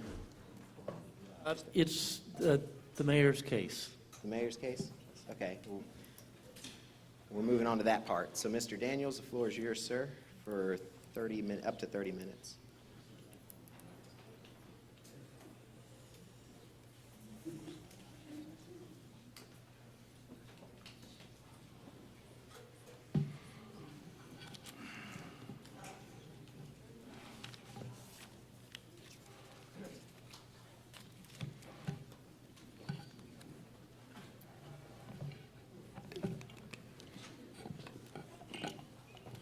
Mayor Johnson, did you violate any charter provisions? No, sir. Now, I want to ask you about the reply to the email, the one that you sent January 11, 2006, if you would look at page 4. Yes, sir. Okay, now you were asked about Patricia Stevens' email request for mayor's mailbox documents. And in the response you sent, right below that, you say the documents are in your office in City Hall. Now, what is the mayor's mailbox? What is that exactly? It was a box I established in the middle of the city to distribute surveys and have the community return them to that central location, and another avenue for the community to communicate with me. Okay, were you told that the documents in the mayor's mailbox were not public records? Yes, sir. And did you get an email from the city attorney asking you to turn those into City Hall anyway? Yes, sir. Were you told that they were public records at that point, or were you turning them in as a volunteer? It was more of a statement of these kind of cases are not worth fighting. So if you're willing to bring the surveys into City Hall and just have them in your office, that would alleviate a lot of liability on the city and hopefully avoid a lawsuit. Did it alleviate liability? No, sir. What happened? The timing is really batty. Somebody made a request of the records. I was out of town at the time on a bicycle trip. I brought them back to City Hall and put them in my office, and then there was they brought forth a lawsuit even after I had offered to provide those records and put them in City Hall for review, just for the sake of having them there in a central, secure location. And what was the settlement? $10,000. Excuse me, Mayor, Council, I hate to do this, but it's been brought to my attention. Were you sworn? Oh, I don't believe it was, actually. but I'm honorable, so you can try. The Honorable Mayor. So you go ahead and swear. Okay. Do you swear the testimony you're about to give is the truth, the whole truth, and nothing but the truth, so help you God? I do. Okay, for the record, would you swear that the answers you have given since we have started are true? Yes, sir. Okay. Okay, so you, when you went to get tell me about the getting the surveys and taking them to the city. What happened? I went to the person who was collecting and maintaining the surveys in accordance with the memo I received from the city attorney, and I asked for all of them. We went into a back room, and they were all sitting there in a box together. There's some kind of a mountain of them, and I picked them up and brought them to City Hall that day. Would he have had any reason to keep them? Keep No. any of them? No, he was actually excited to get rid of it because he was tired of it taking up room. Okay, did you spill any on the way? No, sir. And so you delivered all that you received to City Hall. Yes, sir. They sat in the passenger seat of my car the whole time there, so I'm sure I didn't spill any. Have you ever seen the original surveys again? No, sir. Have you asked to see them? Yes, sir. But you have been denied access to the originals? Yes, sir. Whose property are those original surveys? Mine, sir. And why are they your property? The Sunshine Law, as the record holder, there's no law that states that once a record goes into City Hall, it becomes the property of the city. I put them in my office at City Hall. I paid for them. I got them. I retrieved them. I put them all together. I brought them to City Hall, and I maintained them there in an effort to accommodate the request of the city attorney. So even though they might be public records, they're still your documents? Yes, sir. All right. Let's see. In your response, you make a few requests. You say, please continue advising whoever requests copies for review. Did you ever get from anyone a list of people who were continuing to request copies of mayor's mailbox documents? No, sir. In there you say, please also do not allow anyone unsupervised access to the documents. Do you have any reason to believe somebody got unsupervised access? I couldn't say one way or the other. I wasn't in possession of the documents, sir. Well, were some of the documents gone? Yes, sir. And As far as I know. Now, let me rephrase. I have not seen the documents, so I don't know if there's only 700 there. I don't know if there's 900. We're going off the basis of what Mr. Frankton has expressed. so there may have been, may not have been. You don't know. Yes, sir. I know that I took all the records that existed into City Hall, and then I haven't seen them since. That's just Okay.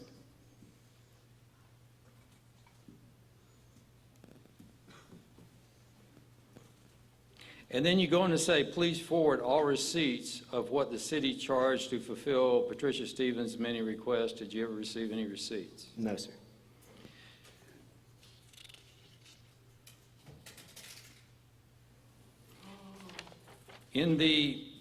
So with all of the requests you made here, they either weren't fulfilled or you don't know if they were or not because you never received any evidence one way or the other. That's correct. And did you send any follow-ups trying to find out if these requests were being fulfilled, asking about it?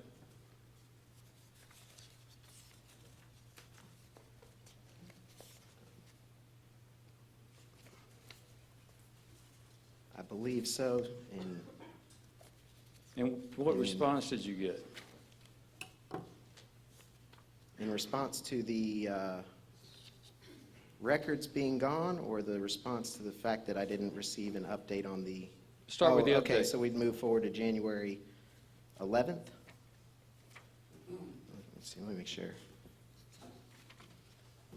Please provide me with an update on my other requests from last week.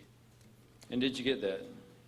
Not as I recall. I don't believe so. Okay, well, let's move on to the next document, Mayor's page 13. Now, this was submitted as evidence that there was some validity to the January 11 email, that this somehow made some sort of indication that was more than just a simple request of staff. If I might add one more comment? Yes. I said no very firmly as far as that I hadn't received any invoices or receipts. This was from January of or when was this? January 11th? It was with January 11th, so it's been 9 months. To my recollection, to the best of my knowledge, I didn't receive any of those receipts, just to be clear. All right, Very thank you, good. sir. All right, now the text messages that are part of the evidence here is Mayor's page 13. Now this came 2 weeks later. These text messages are 2 weeks later. Is that right? Yes, sir. Now, in 2 weeks, would that have been enough time for the city to make copies of the contents of the mayor's mailbox? I don't perform that function, so I don't know how long it would take them. It wouldn't take me that long. How long would it take you to do it? Given the copy machine that exists in City Hall, I would say roughly for 1,000 copies. Well, I did this document, all these pages, in the copy machine at City Hall. I did that, and it took roughly 6 minutes. So I would imagine 24 minutes. So about, well, less than a half an hour. Yes, sir. But it still wasn't done 2 weeks later. No, sir. And here you asked, you start off by asking, aren't the surveys in my office? They weren't in your office? Where, what happened? Did you go to your office and find they were gone? Yes, sir. Well, and that's why you're asking where, where are they? Yeah, this was the first I found out that they were not in my office. So it was 2 weeks later before you didn't see them for 2 weeks, and you go to your office, find out they're not there. Yes, sir. Okay, and then you get a text message back that from Mr. Frankton says the surveys are in my office. I'm still working on them. Any luck with the others? Did you have any idea what he was talking about when he said any luck with the others? No, sir. I thought he might have been confused given the typo in the beginning of that sentence, and then that I didn't even understand what he was saying, so I just kind of moved on. And then when you moved on and you said, what are you doing with them that takes so long? And then you get a message that says, I need to hang on to them until the requests have been fulfilled. Did you need them for something? That's what it says, sir. And did you then again try to get copies of the originals?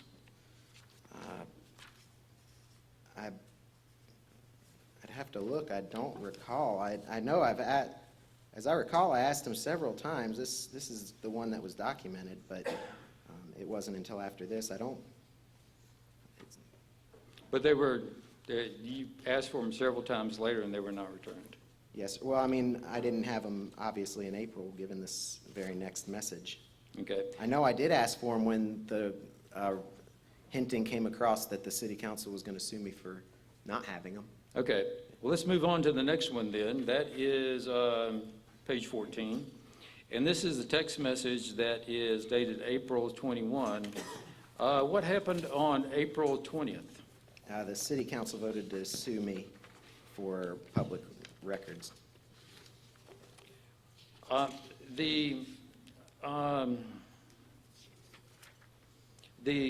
that meeting already been scheduled? Had the meeting to sue you for public records already been scheduled? It was scheduled for the first meeting in May or possibly May 11th. I don't recall the exact date. I know there's a record here that explains that, and that was done at the council meeting prior to the April 20th. The council voted unanimously on it in accordance with everybody's schedules to fit everybody's schedules, including the attorney who we spoke about it at length in the meeting. I do remember that clearly. And because so we had to reschedule it 3 or 4 times. It was scheduled for April 11, and it was somehow changed. It was called as a special meeting by the manager for the 20th. Is that right? Yes, sir. All right. While I was out of town. Well, at that time, let's stay with April 20. Had you gotten your documents back by April 20? No, The sir. mayor's mailbox documents back? No, sir. Now, it says in here that, let's see, Frankton took the surveys from my office against my express instructions. Did you ever give him express instructions not to take them out of your office? I believe so. Yes, sir. I believe in this email I said, they're in my office at City Hall, don't allow anybody. No, I guess I didn't expressly say that. I said, it's been in my office at City Hall, please continue advising. I didn't tell him not to take them out of the office, no. So you didn't give him express instructions, you just assumed that he would not? Well, it's my property. You assumed that he would not take your property out of? Yes, And sir. so this express instructions is maybe, can we call it hyperbole? Yes, sir. Hyperbole, thank you. All right, the next one is the reply to the February 11, 2016 email. And this is another one Mr. Franklin sent you, and he had asked for your communications during a particular meeting. And you send back something saying, well, they were, just temporary sorts of things. And then you send a couple of requests. One of them is what you want to do is you want to find out who it was that sent the request, and you would, like a copy of the request. Did you ever receive that? No, sir. Did anybody tell you who it was that sent the request? Not that I recall, no, sir. So no one ever told you who sent the request that, for your communications during that particular meeting? Correct, sir. All right, and then you go on to say that you also request bills and invoices charged the requester for every request made during the last 6 months. If there was no fee charged, I would like that noted on the complete listing of requests. Did you ever get any document that said whether or not the requester made any requests for that 6-month period? No, sir, not as I recall. Did you get anything that said whether or not any amount was charged for that? No, sir. Why were you asking about this anyway? It felt like the services being offered the community was different than the services being offered me, so I was hoping that I could, put together, it also starts with some of these requests that came in were very personal in nature, and I didn't appreciate it. It made my wife nervous. It made me a little bit nervous, but not so much because I can handle it. But I wanted to see what kind of person, what caliber of person it is that would make these type of requests. So I was hoping I could understand that, whether it was somebody I should be scared of. The other thing was I wanted to see and make sure that people were being charged for these requests, and I wasn't. It just didn't.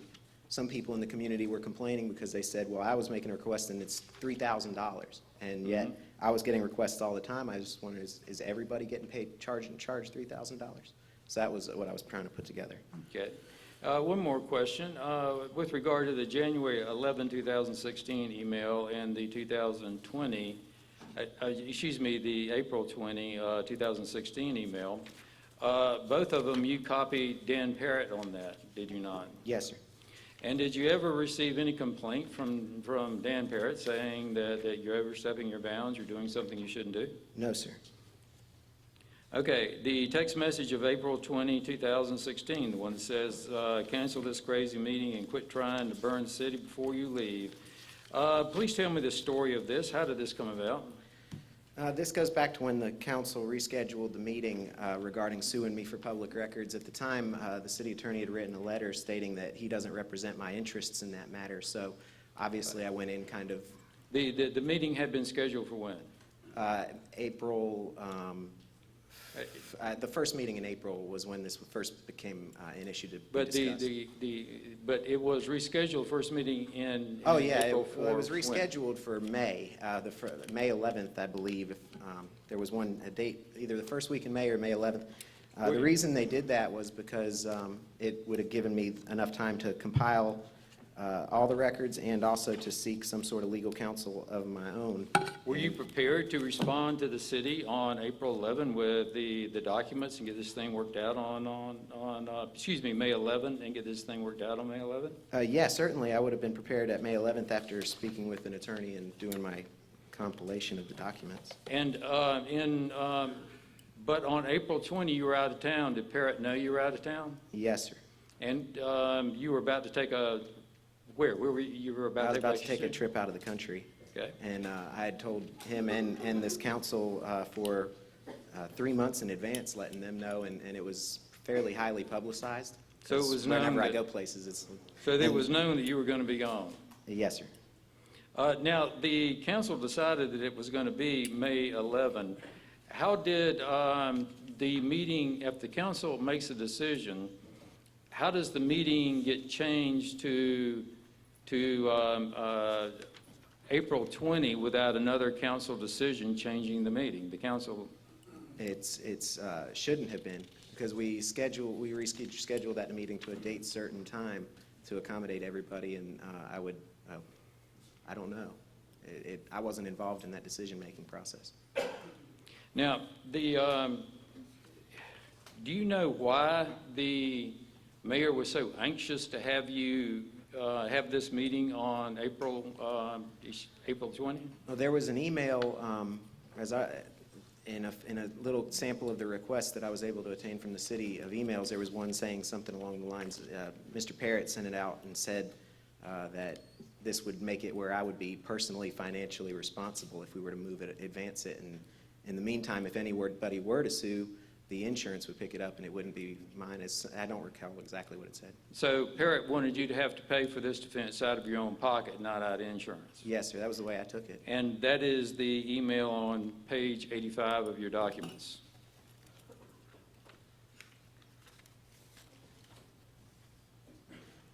Yes, sir. To Mr. Brady.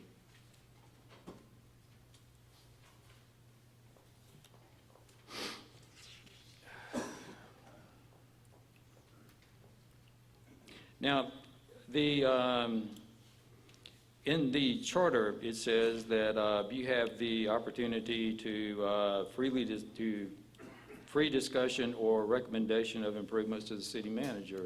Is that not right? I believe so, yes, sir. And you told him to cancel this meeting. Yes, sir.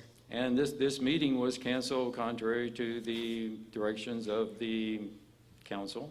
Is that right? Yeah, my statement was in defense of this, the decision of the council. And that if he is going to hold the meeting and you are going to be sued for public records, when you were perfectly prepared to respond and take care of the public records request on May 11, would that not cause the city to incur further legal fees? Yes. The insurance company would not pick up the city's legal fees either. Well, yeah, of course, it would, if the city sues me, and actually it works both ways. The insurance company doesn't So that cover would be theirs an or mine. improvement to the city. It would save the city money, would it not? Yes, sir. And you go on to say that he was burning the city. What do you mean by burning the city? He was causing so much turmoil. I mean, this is a guy who has been a complete disaster for the city. Over and over and over, he was doing these kind of things, turning mountains into molehills, alienating the council. And I'm not saying that I wasn't entirely part of alienating my council, but there's a track record of emails perpetuating nonsense. So to me, it just was continuing to burn the city, continuing to cause turmoil. Did Parrott send out some deceitful emails to the other council members, making them think that you were not going to cooperate with the city in order to get the April 20 meeting? Yes, sir.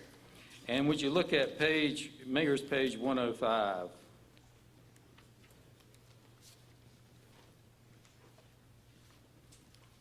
Now, Mayor's page 105, what you're saying is that has come to your attention that emails are being sent to other council members and not to you, and you want all the ones that have been sent to other council members and not to you. Do you see that? Yes, sir. Okay, in the following page, the response, on page 106 is the email at the top, and that's the one that has to do with St. Johns River Water Management District that caused the state attorney investigation, is it not? Yes, sir.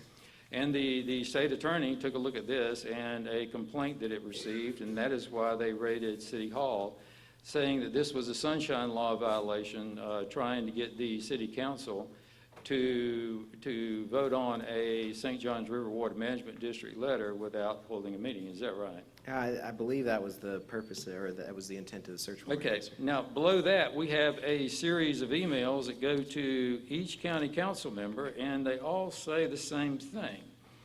And this has to do with the April 20 meeting. We're back at it. It was sent out on April 8, 2 days after the meeting had been delayed.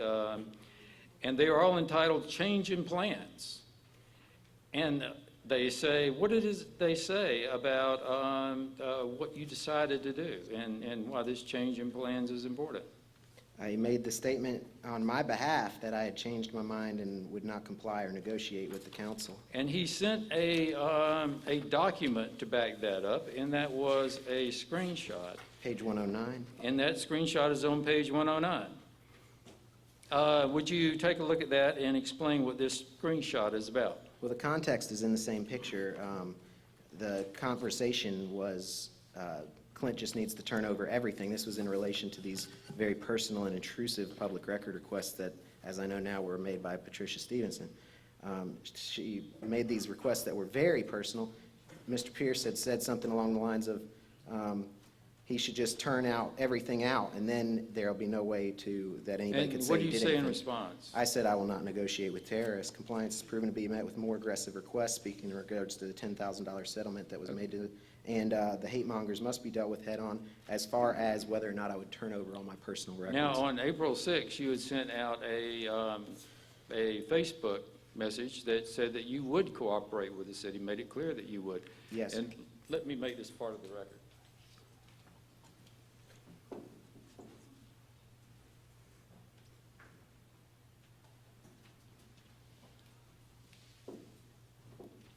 Would you mind putting that on the screen? Did Mr. Parrott send that email, send that Facebook posting to anyone? No, sir. Could we have that read for the record or put on the screen by chance?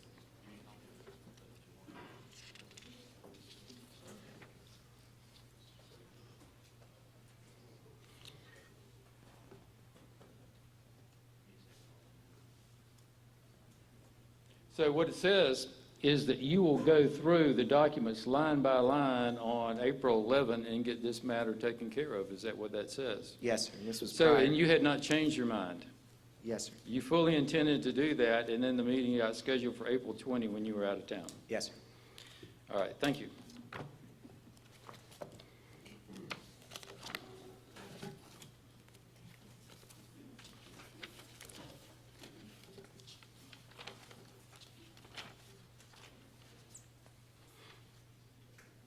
Now, let's talk about Ms. Pulver and Ms. Pulver's email request, where she had made 5 requests for information, and you weighed in and said, give us the information. You said, in light of this email, the last email Ms. Pulver sent in, I would like a clear response to Ms. Pulver's questions and the records mentioned prior to the meeting on the 18th, preferably today, as part of my preparation for research on behalf of the residents as their elected mayor. To be clear, this inquiry is to fulfill my duties, not direction to the staff or a public records request. Yes. Now, why did you think these records were so important? It was a pretty big deal. I mean, the community was in an uproar. There was a lot of media attention, and I needed to be able to speak intelligently on a lot of these tough questions that were being asked in regards to this 102-acre land grab. And that is what you were after. Had you talked to Ms. Pulver at all about the response that she had gotten to those other email requests? No, sir. I'd seen she had made multiple requests for answers or for some sort of response from the city, and I couldn't help. I was waiting for a response to go to her organically, but apparently, as testified, So that was not allowed. You saw no response go to her, and that's why you were concerned. Yes, sir. Okay, moving on, what we've got is the Twitter messages, the famous Twitter messages that it created such consternation. The first one is DeBary Records manager Eric Frankton should be standing up to Dan Parrott and not taking bad ethical decisions. They both need to leave now. What was the genesis of this May 23rd Twitter message? That was my opinion. And you were delivering your opinion to the public at large. Yes, sir. And you are not, do you have any power to hire or fire employees? No, Were sir. you exercising any power to hire or fire employees? No, sir. Is Mr. Frankton still there? Yes, sir. Is Dan Parrott still there? No, sir.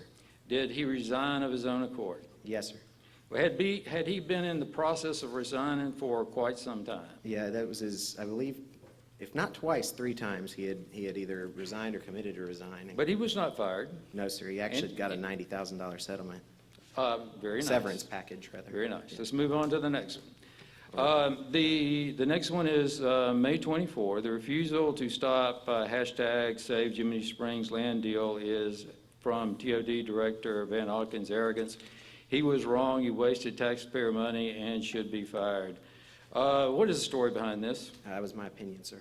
And what was your opinion based on? It was simply my opinion.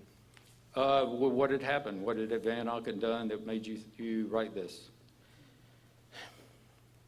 That's from May 24th.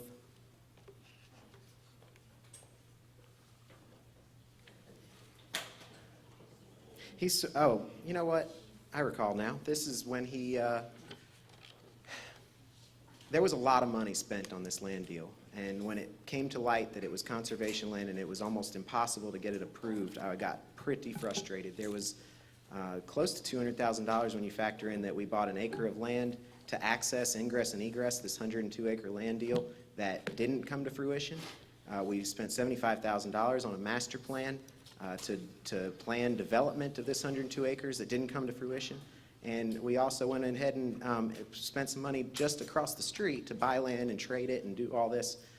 These are tax dollars being spent, and this was all under Van Auker's suggestions and his efforts.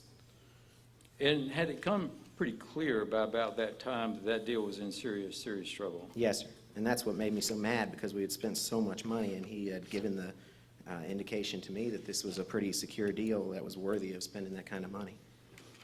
Okay, and then the next one is another Twitter message. Embarrassingly stupid culmination of entire year of exposing City Hall corruption. Dan, Roger, Eric, must go. This News Journal, and you attach a News Journal article. Yes. What was the genesis of this? What brought this on? That was my opinion. And it was an opinion based upon the News Journal article? Yes, sir. It was entitled it was entitled 5 Reasons Not to Fire a Mayor. Is this a copy of the article? Yes, sir. I'd like to make this part of the record.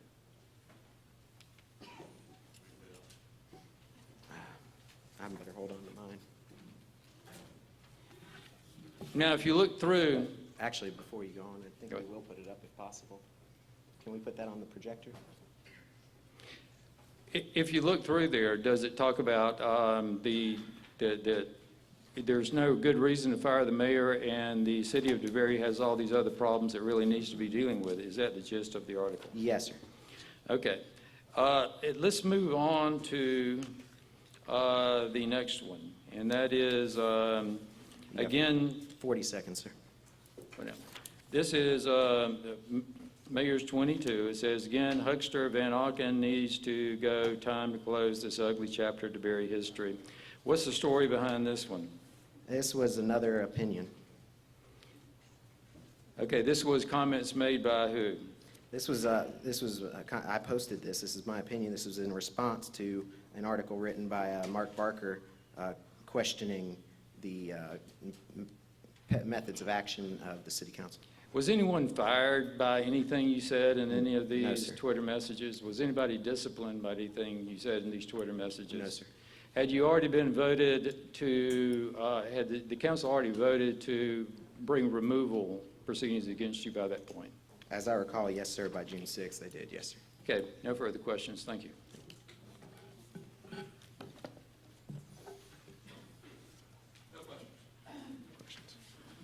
Thank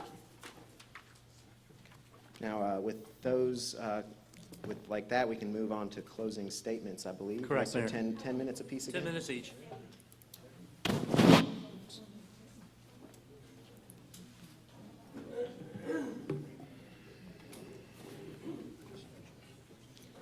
No, there's going to be a rebuttal after a chance to respond after public participation. And earlier, they had agreed to do the closing statements prior.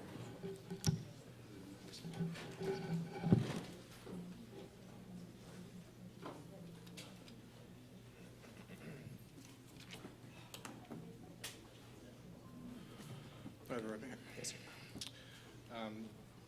Thank you again, and thank you for sitting patiently through all that. I know it's hard for everybody to sit and listen through, but again, it's very important.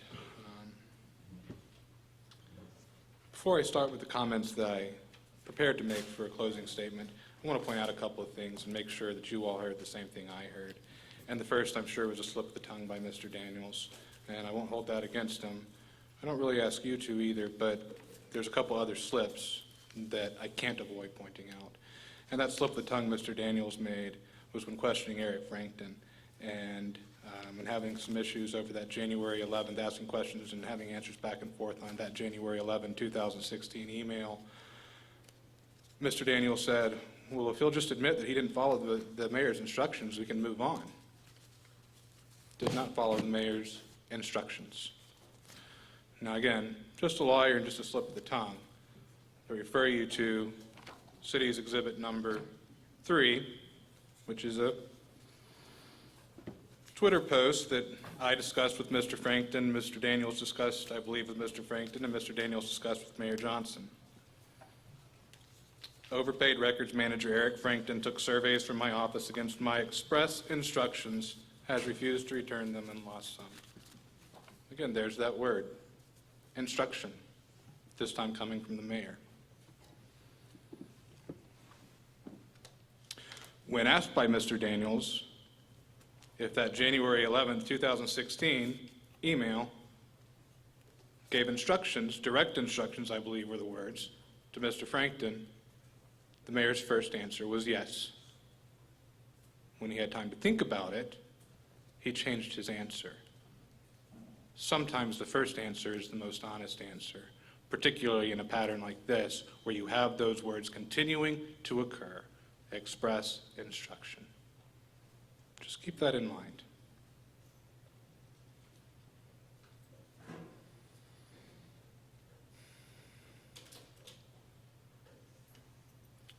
Here's the other thing, just from what I heard sitting back there and listening, just as you were sitting up there and listening. Both the questions asked in cross-examination and I think the questions asked of the mayor and the answers given. The overall gist I received was these were a bunch of questions about how staff did not know how to do their job. Given the context of the hearing we're in today, that may not have been the best focus, because I think that's exactly the issue here.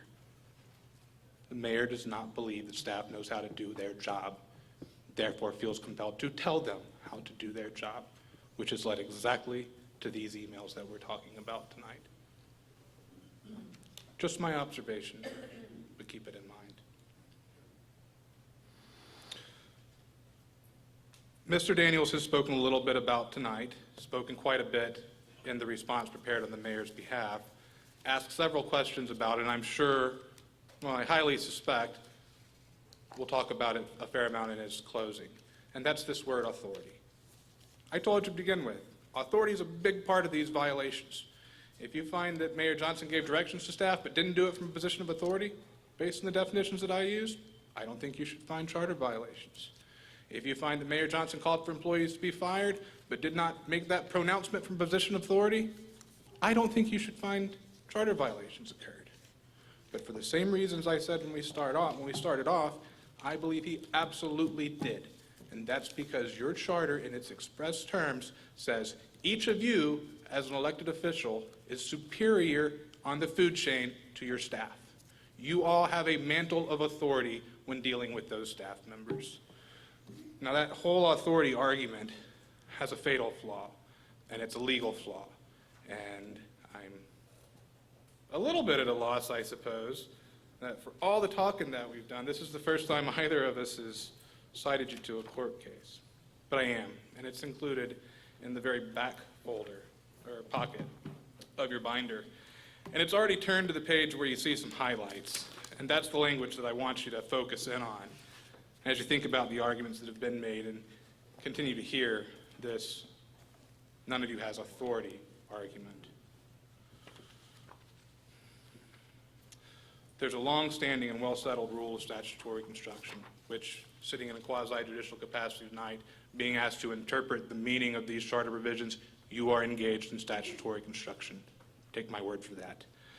When the courts, and you sitting as a court, do that process, they have rules they have to follow. That highlighted language in very clear detail tells you what those words are, or what those rules are. And I'm going to read them because I think they're that important, and I want you to hear these words. We have stated it is an elementary principle of statutory construction that significance and effect must be given to every word, phrase, sentence, and part of the statute if possible. And words in a statute should not be construed as mere surplusage. Further, a basic rule of statutory construction provides the legislature does not intend to enact useless provisions, and courts should avoid readings that would render part of a statute meaningless. Therefore, it is our duty to read the provisions of a statute as consistent with one another, and to give effect and meaning to the entirety of the legislative enactment at issue. That's important, and I wanted you to hear those words, because this authority argument that Mr. Daniels keeps making, what he's asking you to find is that since none of you have a legal power to fire any member of city staff, since none of you have a legal power to give direction to any member of city staff, because you are a council manager form of government and that power does not exist, he says, therefore you have no authority, and therefore you cannot ever give orders. You cannot ever dictate the firing of an employee. Simply not consistent with these rules of statutory construction. Because if you accept that argument, you say that these 2 of 3, I told you at the beginning, I'd call you back to that. There's 3 express prohibitions. He's telling you that 2 of those 3 just don't count. That the crafters of this charter, that the adopters of this charter who found it so important to put those prohibitions in there, well, they just screwed up because they didn't have to. Because you can never give an order. You can never dictate the firing of an employee. You have to read this to give everything meaning. I propose to you the way of doing that is to read that section to mean exactly what I think the crafters meant it to. We know we're creating a council manager form of government. We know the council members do not have a right to tell employees what to do. We know that council members do not have a right to fire employees. But you know what? It happens sometimes. Sometimes somebody tries to. And when that person tries to do it, it has a destructive effect on the operation of government. Because just as you heard our witnesses say, it makes those employees fearful for their jobs. It makes them question who they answer to, whose direction they're supposed to follow. And then they say tweets that said, hey, this employee shouldn't be following the direction of the city manager, his boss. What are those employees supposed to think? That's what the crafters of this charter, that's why it's there. Not because they are telling you again, not because they were prohibiting contact they had already told you can't do. They were telling you, you better not even try. And I think that's how you need to read those provisions. I have a minute and a half left, and I'm going to close on the First Amendment issue that Mr. Daniels raised at the very beginning. He accuses this charter of being overly broad and not narrowly tailored and not serving any substantial governmental interest. I disagree. We are not talking about the fact that the mayor called Roger Van Auken a huckster. We're not talking about the fact that he called Eric Frankton an overpaid records manager or records custodian. We're not talking about a lot of Twitter messages and Facebook posts in which the mayor said mean things about staff because you know what? I agree. He has every right to say those things. Where he crossed the line and where it runs into the realm of a charter violation is when he said this person needs to be fired. Again, I posed a question to you based on the definitions of the word dictate at the beginning. Was it a pronouncement for an employee to be fired? Was it given from a position of authority? I think the answer to that question is yes. But that finding is absolutely based on a narrowly tailored restriction. You can say anything in the world you want, you just cannot dictate the firing of an employee. And absolutely a substantial governmental interest, because what is the effect of having your employees here? I don't know if my job is secure because Mr. Dwyer and Mr. Carson, they don't like me, and they might talk the city manager into firing me. They might get enough people to come out here in the public and say, I'm a horrible person who doesn't know how to do my job, and the city manager may or may not stand up and say, you don't have the right to do this. And I'll tell you, there are some city managers out there that don't have the will to do that. They will fire an employee before they will lose their own jobs. There are others that are very different. But you need to keep that in mind. And that's what these charter prohibitions were designed to address. And my time's up. Thank you. Thank you, sir. Mr. Daniels. And just out of quick curiosity, Mr. Ardeman, I guess, Yes, sir. or you've been here a little longer than Mr. Mackey. Is there a safe space sign on the front door of City Hall? It's like this is a safe space free of any sort of critique or criticism or anything like that. Just curious. I don't recall seeing one. Anyway, you got 10 minutes, sir. All right, if you would give me just 1 second to find my place. The city manager made no charter violations, none at all. What he did was he made polite requests to the staff for information, very polite. Would you please provide me with information? Would you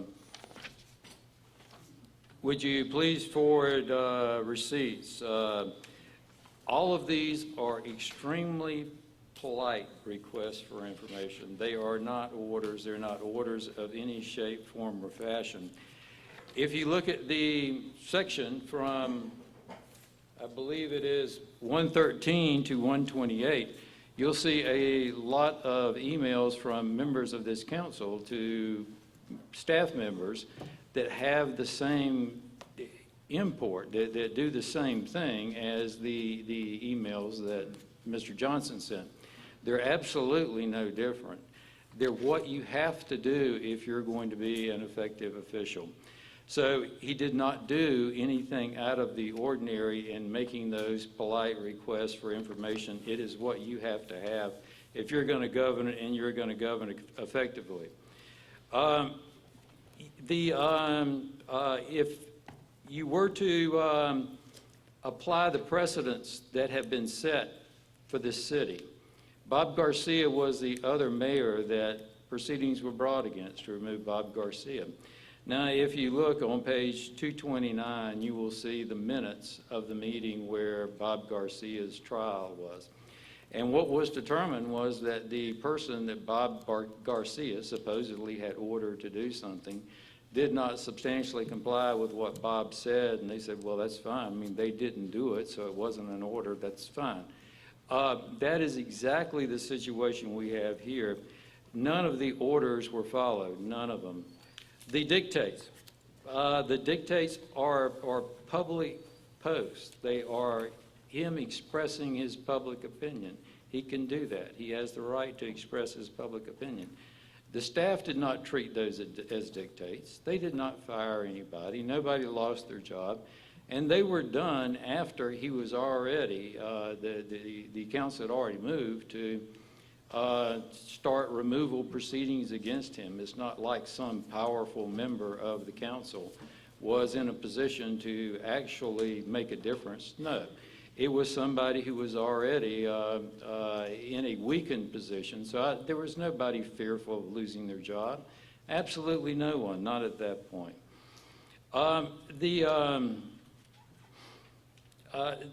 The staff's interpretation of these documents is just way too broad. If you're going to interpret order to be a request, then all of you do it all the time. If you're going to say dictate employment, if you're going to say what that means is that you express an opinion on an employee, it could be good or bad. If you expressed a good opinion about an employee, are you dictating employment? Because it says dictate employment or removal. If you say something good, then you're saying we should keep this person, we should employ this person. So you can't interpret this that broadly so that you begin to remove somebody for absolutely no cause of any nature whatsoever.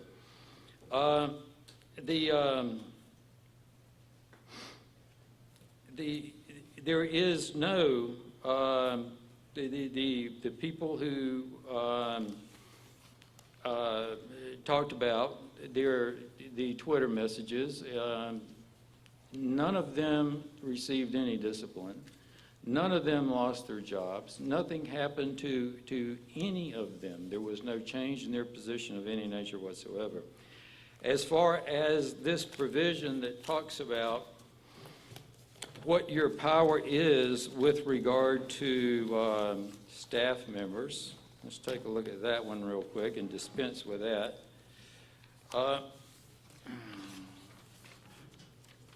It is on Mayor's page 228. It's subparagraph E.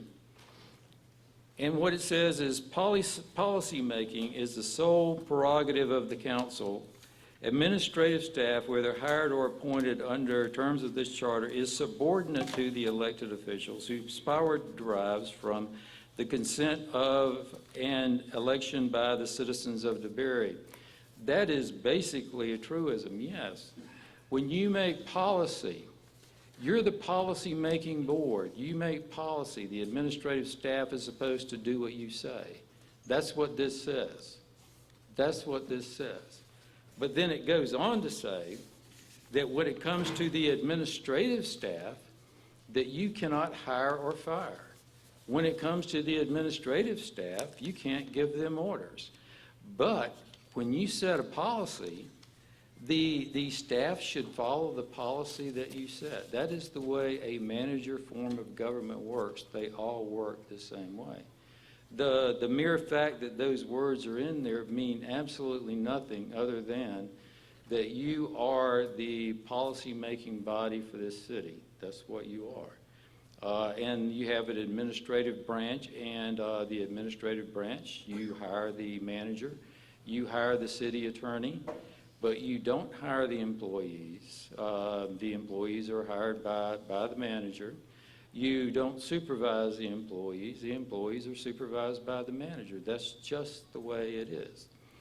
Now, can we conjure up a situation where maybe one of you crossed the line? We might, but it would be hard to do. If you don't have the power, you don't have the power, seems to me. And to come up with a situation where somebody without the power to supervise an employee actually was able to give the employee an order, that's kind of a tough one. I don't really see that as being the sort of thing that would happen very often. And it's probably the reason why these sorts of proceedings are so unusual. You just don't get them every day because the staff knows you can't give them orders. You heard them. I ask every one of them. They know you can't give them orders. They know you can't fire them. Yeah, nobody likes to see their name in print being in a derogatory way. You know, God knows. I have spent 4 years on the county council, and I have been torn up 6 ways from Sunday. And, you know, you just get used to it. After a while, you just kind of get inert to it. And that's the way it is if you're an elected official, and that's the way it is that if you're a top administrative official of a government. Top administrative officials of a government always are in for criticism. It happens all the time. It's part of the job. And you just need to take it. And the criticism that came in here was not any criticism that was going to affect their employment or affect anything that they were going to affect their relationship with the city at all. There was just absolutely nothing to it. Now, the staff's interpretation, yet again, the staff's interpretation of order to mean request, of dictate to mean any criticism of the staff is just something that cannot stand up. It doesn't meet the definitions of the words of the charter. And it doesn't meet the First Amendment. It really doesn't. You know, you can't restrict somebody from expressing their opinion like that. It's one of those things that you just can't do.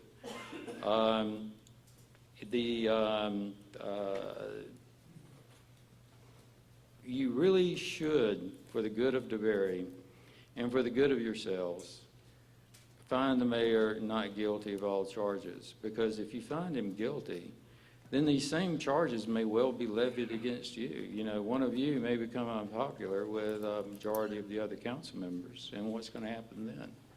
And it's the sort of thing the staff can hold over your head. Oh, don't ask me that. If you ask them a question they don't want to answer, they can just say, well, you know, it seems like you're straying pretty close to a charter violation there. If you talk about an employee, even privately, that you don't think is doing good, then it becomes, well, you're straying pretty close to a charter violation there. You seem to be dictating the employment. You can't let yourself fall into this trap. What you need to do is you need to be the policy-making body, and you need to step up and take control of policy. You need to keep administration really where it belongs, and that is in administering this government. It's one of those things that is really important for the future of DeBary. If you don't do it now, then it is just going to be a problem that will haunt you from this point forward. And I appreciate you listening. Thank you. Thank you, sir.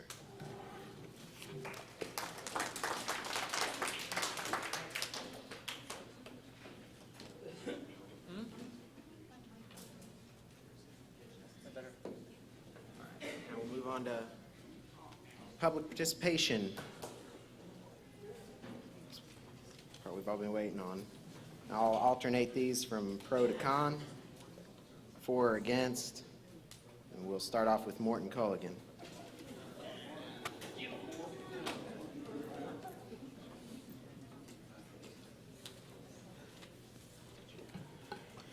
Yes, my name is Morton Culligan, 66 Tanglewood Road in exciting DeBary, Florida. I'd like to quote Daytona Beach News Journal from something Mayor Johnson said. He said, "If there is a vote for removal, I promise an extensive, expensive, and extreme legal fight." This mayor fails to mention that he will not pay for this fight, nor will his attorney. DeBary residents may pay for this. Clint claims to be a victim of a small group of haters. Actually, these haters are not responsible for anything other than asking for public information that he has refused. Asking for public information is an act of responsibility, yet Mayor Johnson calls people that do this terrorists, stalkers, haters, and being creepy. The mayor's judgment is a matter of much concern, as he has called for all DeBary citizens to arm themselves and has been photographed by the Daytona Beach News Journal holding a gun on someone in a training situation. I have sent this picture of this and his brother also holding the pistols to Channel 6, along with his statement calling for no justice, no peace. A statement calling for DeBary residents to bring anger to this meeting. Calling for no peace is a call for violence if the mayor does not get his way, which is his justice. Clarity. What? Negative. This is personal context. This is letting people know that when Mr. Culligan stands here and says that I'm off-base saying that haters, this is hateful. Are you taking my time, sir? Are you taking my time, sir? Point of order. Are you taking my time, sir? Point of order. You're out of order. There's been a point of order, please, sir. Point of order. I would like to see this removed. Would you like it removed? Yes. Okay, I understand that your 15 people that you serve in this community are asking you to take this off, but the rest of the community wants to know what kind of individual. Excuse me, sir, let me go ahead and continue speaking. I'm speaking. The rest This of is the my community- time to I speak. got your time Your stopped. time. I got your time This stopped. is my time to speak. I'm going to have to ask you This to is settle my down. time to Mr. speak. Culligan, hold on a moment. I'm making my case. This is a point of order. This is You're context for breaking the me. council. You're breaking up right in the middle of my conversation. Oh, you brought you a hammer? Is that your violence? Yeah. Hang on. Sir, the reason I'm putting it up there is to clarify these statements, because if this gentleman's going to stand here and say that I'm off base calling my opposition in the city, a very small clique of them, haters, I think that it's definitely appropriate for people to see the context in which that I'm saying this, because I don't want anybody to sit here and say I'm shooting off the hip at anybody that disagrees with me. This is only fair. And this is one of your haters. That's one of your haters. That's one of your haters. Sit down. And there's a small list. I could actually name off every single person that's going to speak Are tonight. you finished, sir? The reason Is I'm there anybody stating else in this, the the room? reason, let me finish my statement. The reason I'm stating this is because I don't want you listening to 15 people in the community and forgetting that the rest of the city disagrees with it. I've What had is a your very ruling on forward point of order? opposition. What is your ruling on the point of order? I'm saying no. I think this is totally appropriate to show the type of individuals we're dealing with. I move to vote for a vote on the point of order. All right. Well, it's been made. Does There's that have a second? And Motion what's the point of order to have it removed? I want this removed from the screen. You got a second by who? Chris. Okay, there's no. Is there any no further debate, discussion? It's a vote. Mayor, you No. need to call for a all vote. right. So all those in favor say aye. Aye. Aye. Those opposed, nay. That's Needs to be 4-1. removed. And in the, for anyone else that would like to see what type of persons we're dealing with, I'll go ahead and share these on Twitter. My handle's Clint P. Johnson, @ClintP. And then you know. Sir, the floor is yours, sir. I'm trying to talk. Do you mind if somebody else talks besides your imperial self? Sir, The floor is yours, sir. Mayor Johnson has called the city staff Stalinist. He has called the new interim and a real good city manager a carpetbagger. He has made money selling ad space in a publication to a developer. and later called a special city council meeting to Is this relevant to the removal Yes, it proceedings? is. If I you don't would believe quit it is, sir. interrupting me with your large lips. Mr. To Attorney. benefit the same Mr. developer, City he Attorney, has is this turned- irrelevant to my removal He has hearing? It's Mr. the Hardy? mayor's initial decision about whether it's relevant or I'm not. saying no. It's not relevant. He You've has got to turned speak his about the mayor's issues. position into a stunt show, including sponsors, All right. bicycle trips, and Mr. plans Colligan, to I'm going to have endanger to ask you to stop. This is your last warning. threats of violence, no peace after being photographed holding a All right, gun I'm gonna on need the someone. sheriff to Our take- mayor to remove him from the is podium, showing please, signs sir. of poor judgment, instability, and should be removed from office. This is Thank you, irrelevant. thank you, thank you. This is irrelevant information. Has nothing to do with the removal proceedings or the charges brought against me tonight. That's a tough act to follow. Alfredo Ruz? No, he's fine. He's off the podium. He can stay. Thank you, sir.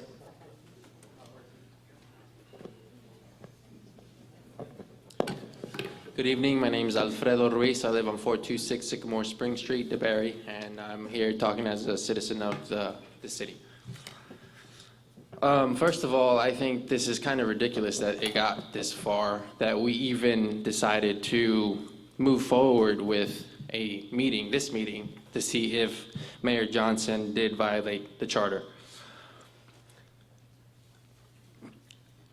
The charter says, I guess, from my understanding, this whole presentation is, from a position of authority, did Mayor Johnson give orders to staff? That's the question. Now, like the city charter, that is the charter, it's written, and kind of like the Constitution, you as council have to interpret this charter, be it forth however you may. Tonight, we require you council members to interpret the city charter on whether Mayor Johnson violated the city charter or not.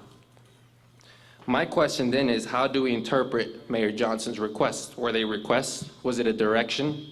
The other attorney never says he gave an order. He always says he gave direction. Now, why did he change his language? Did Mayor Johnson give an order or a direction? Or was it a request? Everybody's saying these words and they're all interchangeable, but it depends on your interpretation of the charter. Now, this charter obviously probably has been reviewed, but is it up to today's standard? Is that really how this government should work, our city? Our city of however many people we have, it's grown. Does it relate? Does it properly reflect how this city should be run? I don't know. Maybe it's something we need to look at. Now, in order to interpret Mayor Johnson's requests, I feel like we need to look at his intent. Did he intend to have an order, or did he intend to make a request? Now, again, this is up to your interpretation of the charter and whether Mayor Johnson violated the charter or not. I don't believe he violated any charter. I believe as part of you doing your job, as Mr. Doug Daniels said, you are going to request stuff from staff all the time. I'm sure all of you have done that at one point or another. You need something. You need to set up a meeting with not the mayor, but with Mr. Perry. If you need to submit a meeting with Mr. Perry, are you requesting to have a meeting done, or are you ordering to have a meeting done? I don't know. I mean, can you not do that? I mean, if I was sitting up there and I need to do something, I cannot. I guess he has to tell me we have to have a meeting? No, I mean, it's kind of ridiculous.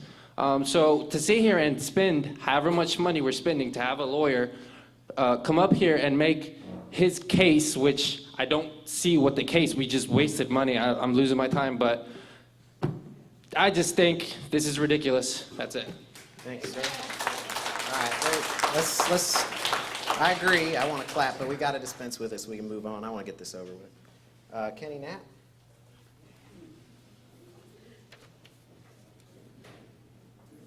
And if you'd like context, it's on Twitter, handle Clint P. Johnson. Yes, my name is Kenny Knapp, 211 Clara Vista Street here in lovely DeBary, Florida. From get-go, when Clint filed to run for mayor, I said he was too immature. What does this have to do with the removal hearing and the charges brought before me, sir? Does this have any relevance? He's proven through things that he has said on social media that he isn't competent enough to be a mayor of a city of this size. Competency isn't what's on trial today, it's whether or not I violated the Sir, charter, this is my 3 minutes. Would you mind closing your mouth? I'm simply asking you to follow the rules. We can go to the attorney for review if you'd like. Yes, pause the clock and let's go to attorney for review. Mr. Arterman, is my maturity level and the time that I signed up to run for mayor irrelevant to the charges brought against me tonight? I think you need to let him explore a little further. If he goes too far afield, then of course. Will you stop him if he goes too far afield? Or do you want me to bring it back to you when I believe It's your so? decision with a subject to council approval or rejection. Okay, let's see where you're going with this, sir. The only time that you've contacted me was when you tried to convince me that I should encourage my friends that also own amounts of real estate in this community to side with you and remove the stormwater tax from a line item and put it in the general revenue. Since then, you've blocked me, and every time I've asked you to try telling the truth, you blocked me. So You've real sent your quick, goon squad after me. Is that a, You've is had that them a charter threaten to beat me violation, up. sir? Is any of that a charter violation? Half of it's incorrect. Now I am telling you that it's off base, so either bring it back in, or I'm going to have to ask you to leave the podium. So everybody that has to speak against you will leave the podium, and it's only the ones that speak for you that will be there. Okay. You, this is the sir, are last too warning. immature to be the mayor. This is the last warning, I sir. think, well, good, Because- it's my last warning. Good. Okay. Moving on. Linda Camprice.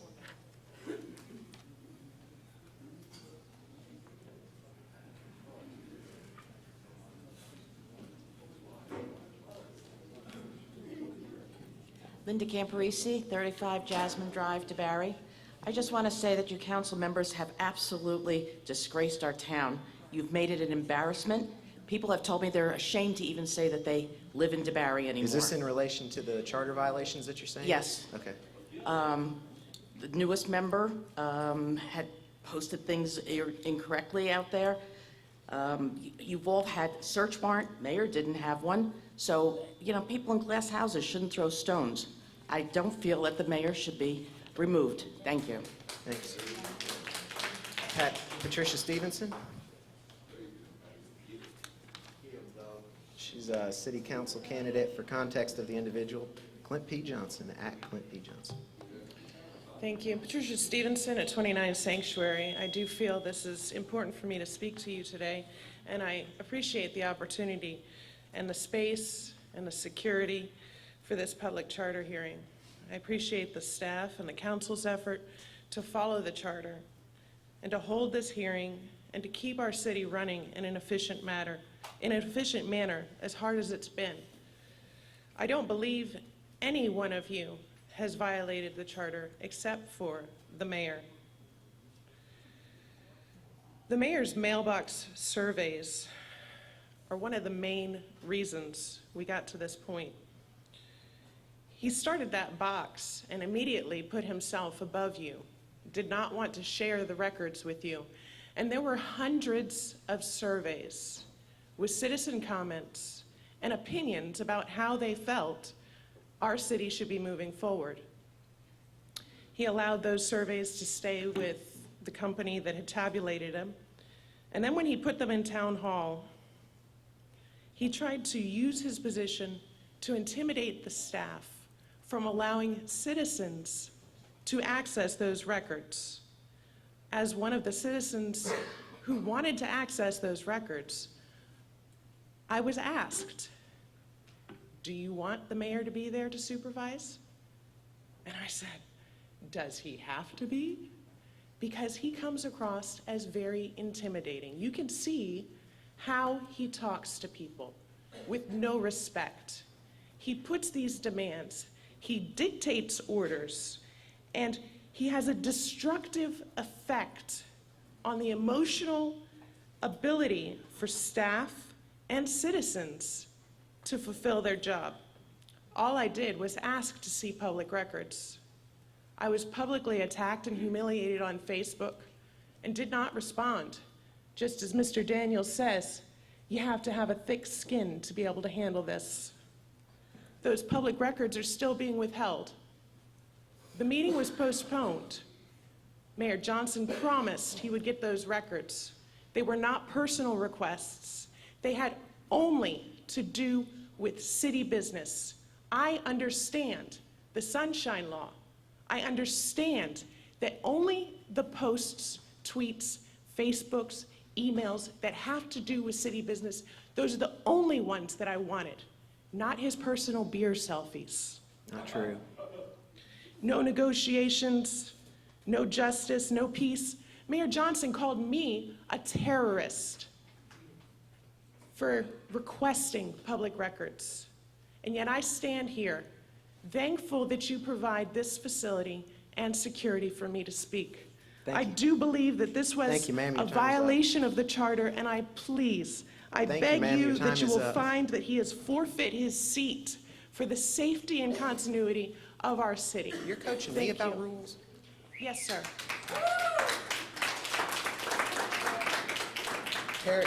Harry Sedig, Sedig? Harry Sedig?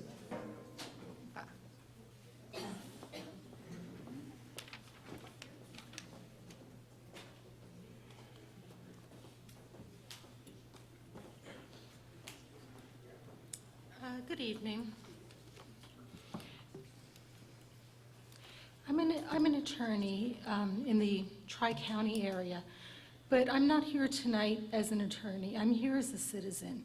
And I have to tell you, I'm really disappointed in the behavior of everybody involved in this. I think the city of DeBary has grown in so many ways. I think we have a strong team. And to allow this kind of thing to get out into the public it's very sad. I'm not even here to discuss the mayor's actions. I'm here to discuss the proper procedure when something like this happens. And there's a difference between an elected official and a hired public official. And I was reading through the statutes, and I just had a lot of issues with this and a lot of issues with due process. And again, I'm not even talking about due process of the mayor, but the due process of the public. The public voted in the mayor, and they are the ones that have the ability to impeach him or to recall. There's nothing in the Florida statutes that really discuss the terminology forfeit. That's the only place I see it, is in the DeBary language. And when you're looking at the structure of the Constitution, under statute 100.361, they discuss how high the bar is to recall a public voted official. The only time that I've seen it done in the last 2 decades was in 2011 in Miami. And the procedure was to do the opposite of a vote. They allowed the people that voted him in to be able to vote him out. Here, I believe even if he were voted by the panel that he had behaved improperly, if this were brought to a court on appeal, this entire 4.408 would be stricken because it's in direct conflict with the Florida statute of the procedures that need to happen. And it would set very bad precedent. We are a democratic society, and not everybody will like the mayor. Some people are very fond of him, some are not, but he was voted in. This seems to me to stem from the whole Gemini situation. And that was a very heated, very public thing. A lot of people were very opinionated.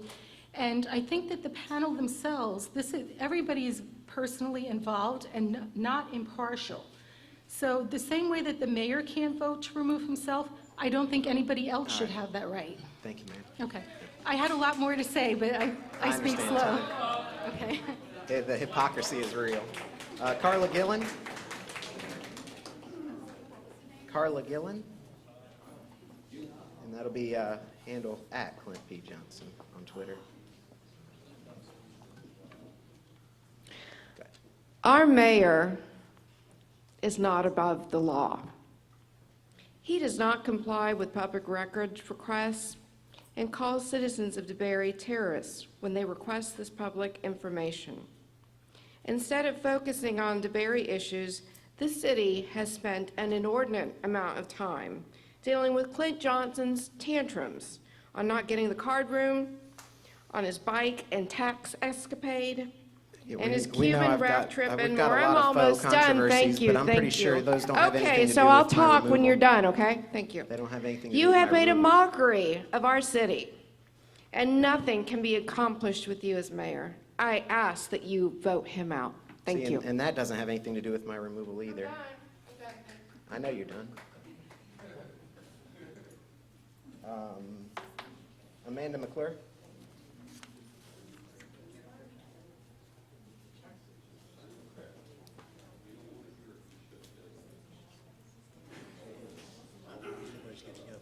Amanda McClure? McClure? Apologize. Is that a threat? That was a threat. All right, in the effort to maintain civility and safety in this chamber halls, I'm going to have to ask for that gentleman to be removed since he stated that he was going to slap me around. That's what I heard, and I'm going to have to ask that he be removed. It's the long-haired gentleman right there, Captain. I'm sorry to throw you in the middle of that. He said I'll slap him around.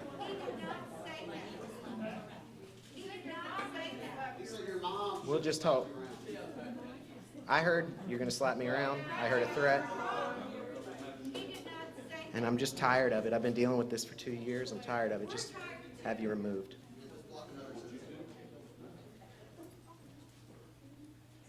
All right. Move on with Jean Lord. Jean Lord.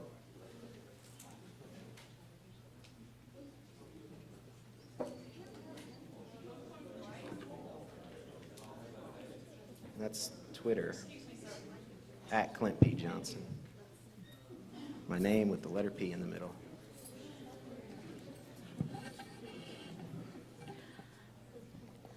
Good evening. Jean Lord, 64 Park Lane, DeBary. A little more than 2 years ago, Clint Johnson was all over DeBary campaigning for mayor. August 26, 2014, 3,747 of DeBary's 13,630 registered voters turned out to vote. Of that, 2,117, 56.5%, voted for you. I admit I was one of those. When you asked for my vote, I believed your promises to make DeBary proud. You promised to let your voice be heard, yet you withheld hundreds of surveys from the public record. Why? I'm going to pause the clock. Perhaps- I'm going to pause the clock for you because I don't want to take any time away from you. But I understood where you were going. You were trying to talk about the basis of democracy, which is what I've been fighting for tonight. But we can't. The public records that you're saying that I withheld are not relevant to the case. The charter violations are why we're here tonight, and it's the only evidence that we can hear. Okay. So just what's regards to the charter violation. Thank you, Mr. Johnson. The staff and citizens and council have all ridden along with you, hoping you would learn the ropes and behave behind the dais, but those are not the violations. The violations of the charter are much more serious and must be taken as protection for the citizens of DeBary. Protecting the city. The staff was trying to fulfill public requests, do their job, and uphold the Constitution. You called for the staff to be fired. I would say it's you, Mr. Johnson, who needs to be fired.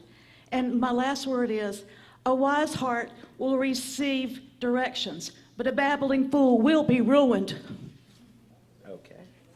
And Celia Cole. Celia Cole.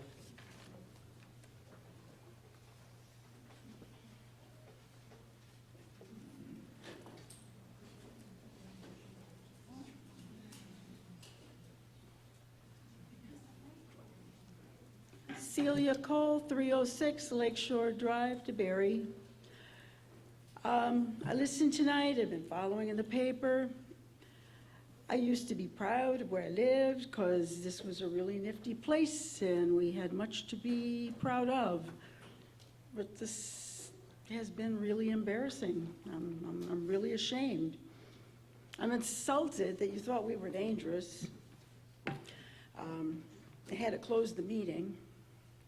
I'm angry that you thought this meeting could be private when you know the Sunshine Law doesn't allow that, or doesn't. Don't you know that? Disgusted at the waste of resources here. I'm a taxpayer and you're wasting our money. What's that got to do with charter violations? Everything. Can we not agree? And I'm just going to state my sentiment here, not as a response, because that creates enmity, but the very essence of how much this is costing us and is going to cost us is inherently a part of the decision-making of this body. Anyway, I'm going to say, Mayor Johnson, your foolish comments don't do anything to help things better. You know that. But I know you know that. That's not a charter violation. Shame on you all. Thank you. Bob Forsythe?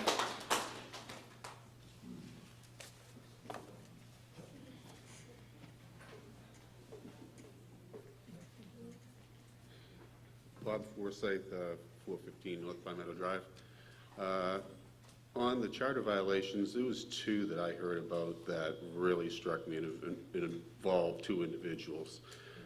Working in the public sector, people have real jobs, you know, they're not just working part-time. I respect everything the council does, the mayor does, you know, and it's a part-time job and you're doing something for the city. But when you threaten someone's job, their family's job, them being unemployed, we saw it 3 times tonight. We saw it up in print that was put out on social media. We saw it in a memo. We heard it from his own attorney, and we heard it from Mr. Johnson himself, stating it himself and then correcting himself. You cannot be messing with people's lives. That's going too far. I've talked a lot with the mayor for the last year and a half. We have not had any bad words between us, but that there I felt crossed the line when I see stuff like that. I personally have been in and out of work over the last few years through layoffs and stuff like that. When I'm out of work, you know, it is tough on people to get by. You don't get a heck of a lot. If you get fired, you get nothing. If you're laid off, you get $275 a week. You have to, these two gentlemen back here have families. That, I thought, was way too far. Those are the two things that I saw in the charter violation that are unexcusable. The other things, you know, everyone's going to draw an opinion. There could be gray areas, whatever, but those two, no. You can't be messing with people's lives. You can go out and insult them, do all that stuff, but calling for firing of people, we know, we've heard that they're not allowed to do it. That's one thing, but still the intimidation factor is there. I have been through that in jobs that I've had, where someone else in another department can say something about myself when they have nothing to do with me, and it could reflect on another person, you know, being either have a backbone or not have a backbone, but still can get you fired. And I went through that 2 years ago. Now that person is fired, you know, came back to bite him, but that you can't do. We've talked a lot about certain things you just can't say, and that when they're, you know, sorry, Clint, you just went over the line on that one. That's the only thing I got to say. Before you go, just real quick, the 30 seconds. So you're basically saying that once a person gets elected to or hired into a government capacity, they're above reproach? As a government official as yourself, you should be held to a little higher standard, but you can't be calling out for people's jobs like that. This is their full-time job. You know, you're elected. How is this different than like a congressional hearing where they bring in the chairman of a certain board and it's out of control? You know, questioning whether or not they're valuable for the tax dollars that are being expended for them. Am I not just a financial watchdog? It's just my thoughts. I just didn't want you to think that I'm going after them maliciously as much as I'm watching out for the money that's being wasted on individuals that aren't performing their duty, but that's my thoughts. May I respond? Yes, sir. As far as I see it, that is an opinion that you're laying out there, but again... I understand. Let him I'm finish the responding sentence. to him. Yes, sir. Go ahead. Just real quick. As far as I see it, you know, this should be discussed in council, not put out on social media, because then it also causes a lot of other people to start, you know, we know that a lot of people will just agree with you with what you say out there, no matter what you say, but that gives the opinion out there that these people should be gone, even though you could be totally wrong, you could be right, but you could be totally wrong, and that causes division in the So city. I should have said it on council, is what you're saying? I would agree with that. Yeah, that's less intimidating than me posting on Twitter. Oh, yeah. Okay, fair enough. Thank you, sir. Janice Meek?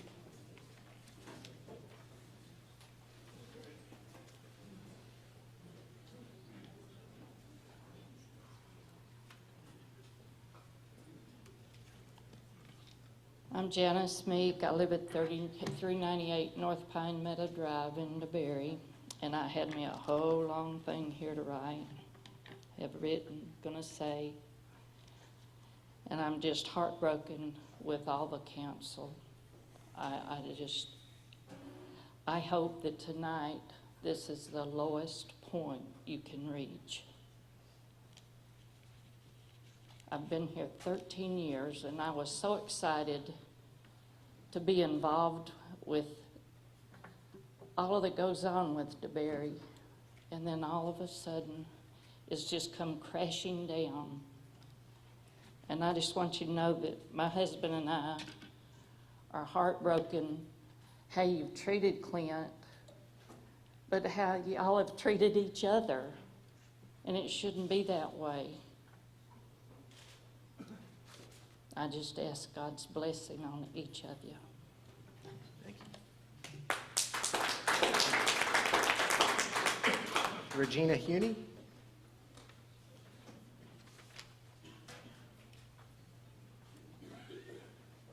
This is a name that's not on my list, so welcome. Hi, I'm Regina Huney, 9 Sanctuary Avenue.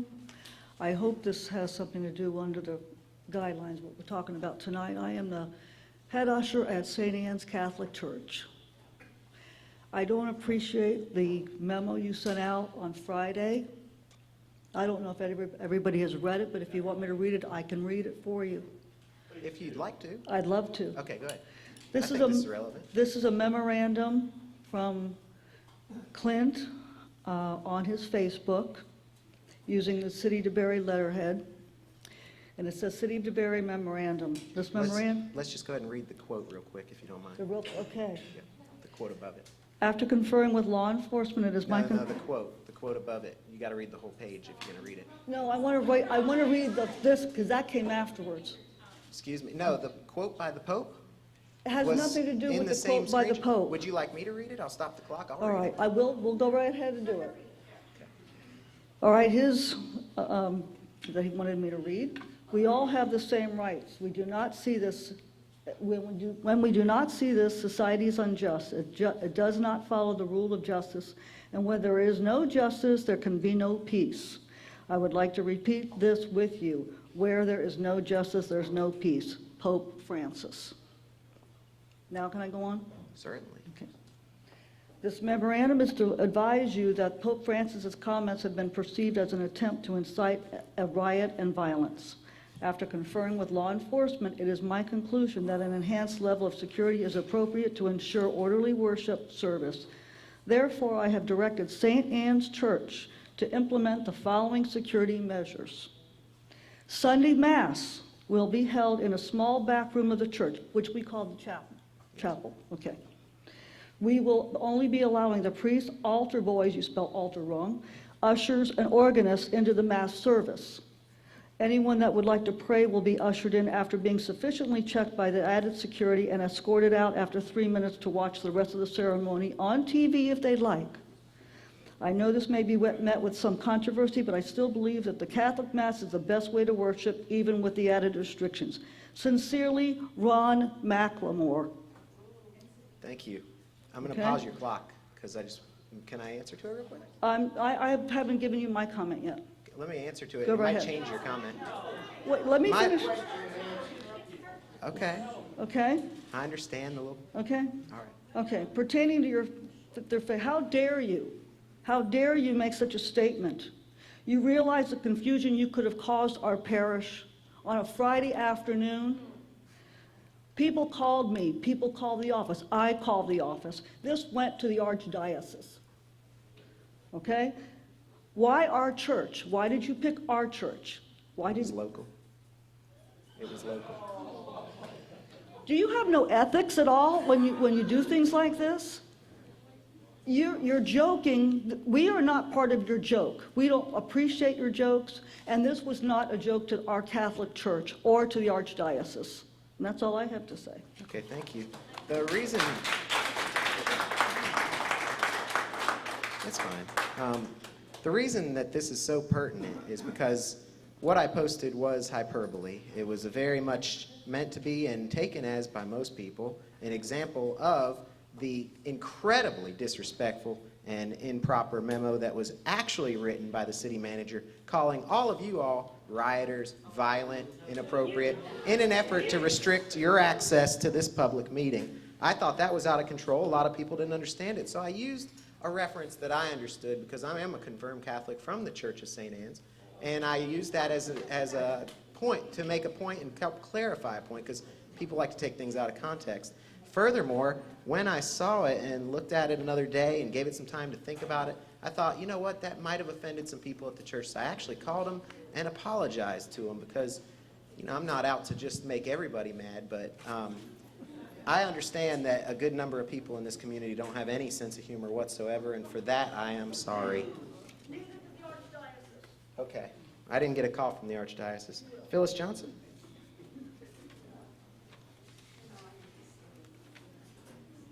Do you agree or disagree with what the lawyer said? Which lawyer?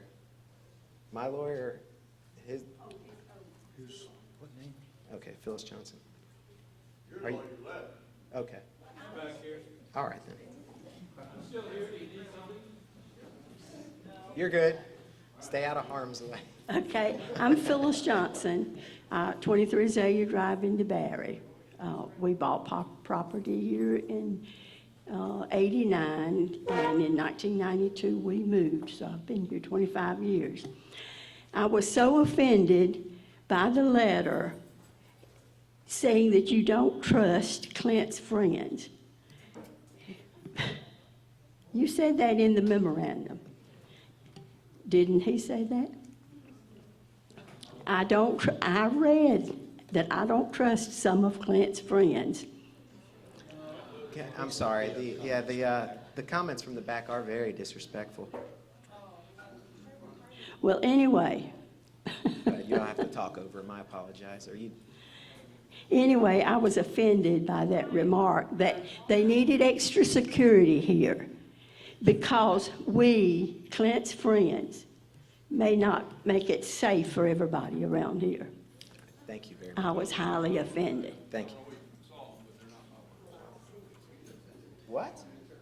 All right, I'm sorry. They're not Mr. McLemore's words. James Johnson.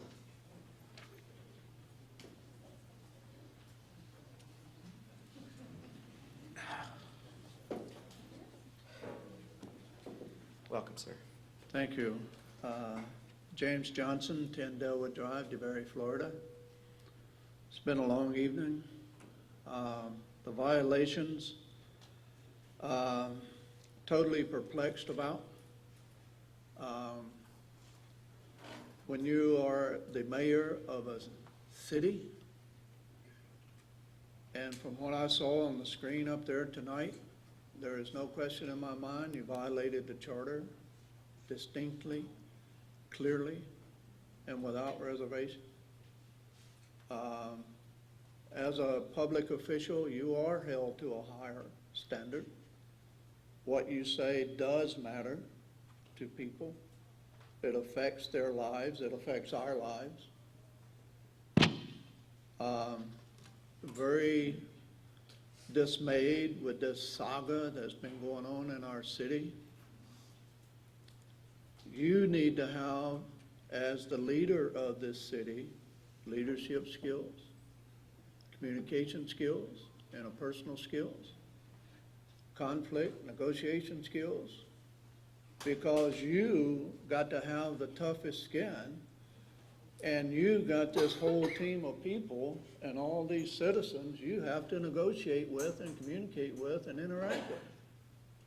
And you have to display to us that our best interest is at heart. I haven't seen that.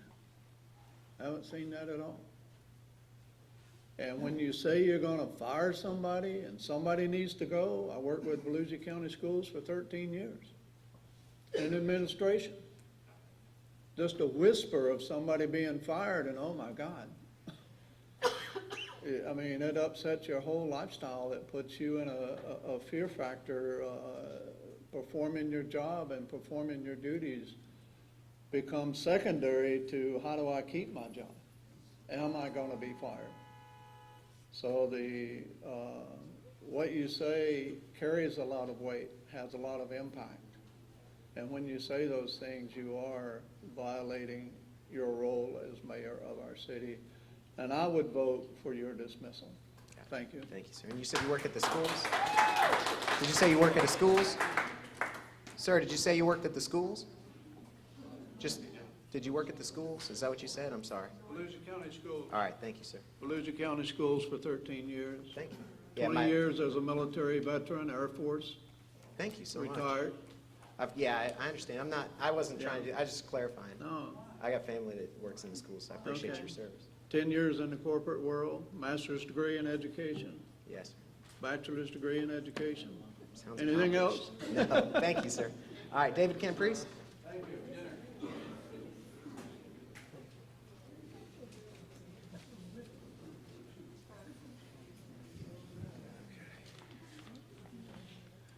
Hi, David Camparisi, 35 Jasmine Drive in DeBary. I had a bunch of things to say, but basically, it's all been said already. I don't agree with all the things that's going on here, the amount of money that's been wasted in trying to unseat the mayor. I just heard something today, and it rang in my head for a while, that this meeting will be an historic event for the city of DeBary. But unfortunately, I think it's a negative historic event. I don't think it's going to be anything that should go down in the history books. I really think we should rethink everything we're doing here. The council members should not unseat the mayor. The mayor should not put his foot in his mouth as many times as he does. Beyond that, if you guys unseat the mayor, you guys should think about what you've done. I hear the counsel for the mayor talking about everybody has done this. You can't operate in a lead room, okay? Like Superman, you can't stay in that lead room. I can't believe that, maybe the charter needs to be changed. Do you ever consider that? I don't know if they can be done. What does it take to change the charter where somebody, not necessarily criticize, but can say, hey, you know what, you're not doing the job. Do it this way or do it that way, or talk to somebody, get the job done correctly. I just don't understand that. I worked in the corporate world for 30 years. And believe me, when I didn't do my job, I heard about it. And from a lot of people, not just one or not just one directed person. That's it, thank you. And before you go, did you say you worked in the corporate world? Yes. Okay, thank you. Robert Knott? Mr. Knott?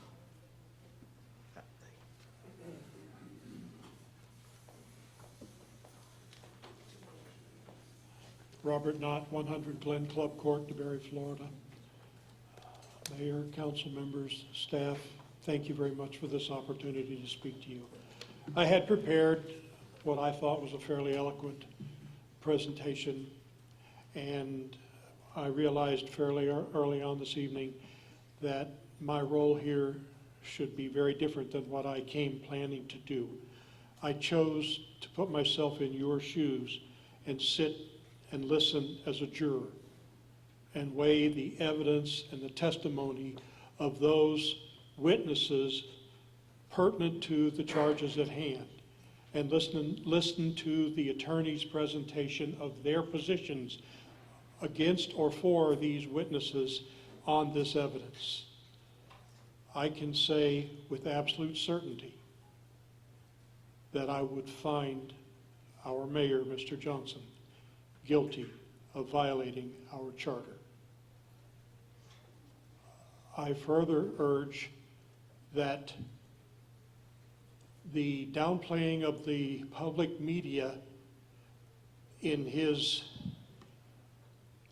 opinions presented about city staff is not painless. As an executive vice president, I can tell you the courts in the United States have ruled that the social media is allowable as a place for me to go evaluate a candidate for employment and determine whether or not they are fit. So anyone who is attacked in social media by a person of perceived importance has been done potentially irreparable harm. Don't lose sight of that. Thank you.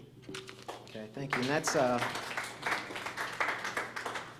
Twitter handle Clint P. Johnson. David Wallstrom?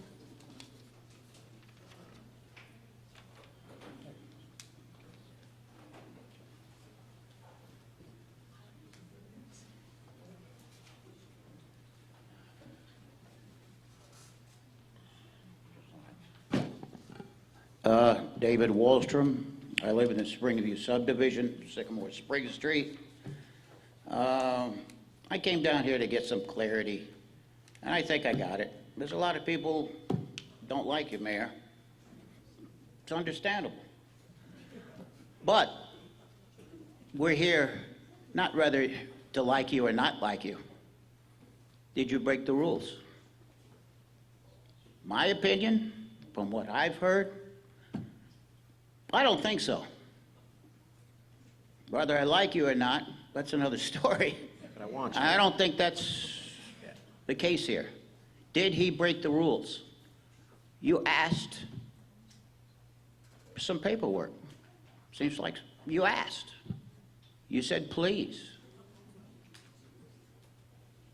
It depends how you interpret it. And I think this is what this is all about. A lot of people want it to be interpreted one way, and a lot of people want it interpreted the other way. My opinion, I don't think you broke any rules. I think if you could do some things over again, you'd do it. It's a learning experience. You're a young mayor. I've been through a couple of them. You've learned. We've learned. I think you all can just shake your hands and start over again if you want to. I don't think you broke any rules, though. Thank you. Thank you, sir. Mark Sandler? Mark Sandler, or Sandler, Sandler. Welcome, sir. Thank you. Mark Sandler, 229 Hammock Oak Circle. It is important that the council members try as much as possible to remove the recent history of name-calling and insults from their evaluation of the charges of charter violation. The charter is a set of written rules and regulations. It is not subject to a discussion of intent at this time. If there is ambiguity or other concern, there is methodology available via future charter revisions to correct these issues. There are, in my understanding, 13 charter violations charged against Mayor Johnson. In my opinion, not all of the charges rise to the level of charter violation. However, there are those that do rise to that standard, as there is no minimum number of violations to cause forfeiture of position. Even one charge deemed a violation is cause for forfeiture of position. A major part of the mayor's defense is that he used the word please, which in his mind made it a request rather than an order. The word by itself is not a sole determining factor. A key factor is the non-personal relationship between the speaker and the hearer. For example, if I ask a server for a glass of water, I can say either, please give me a glass of water, or I want a glass of water. Either way, the server or hearer does not have a viable choice. I support the council's decision to pursue the action of forfeiture of position for Mayor Johnson. Thank you for your attention. Thank you, sir. Sarah Johnson?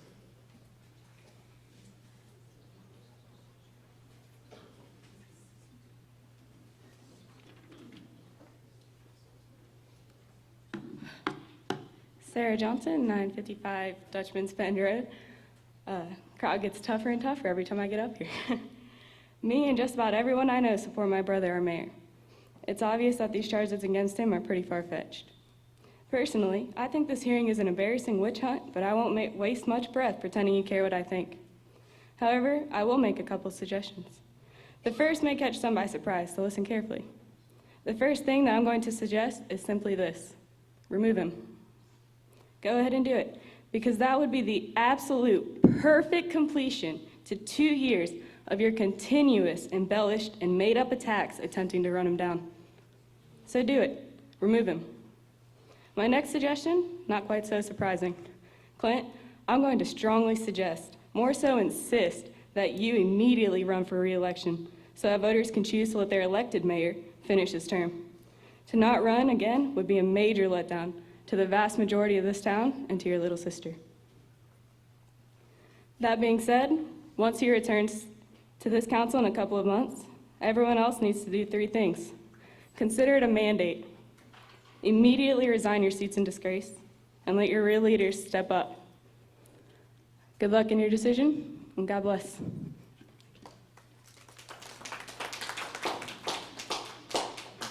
Don't listen to what she said. All right. Thank you. Jeff Shelby?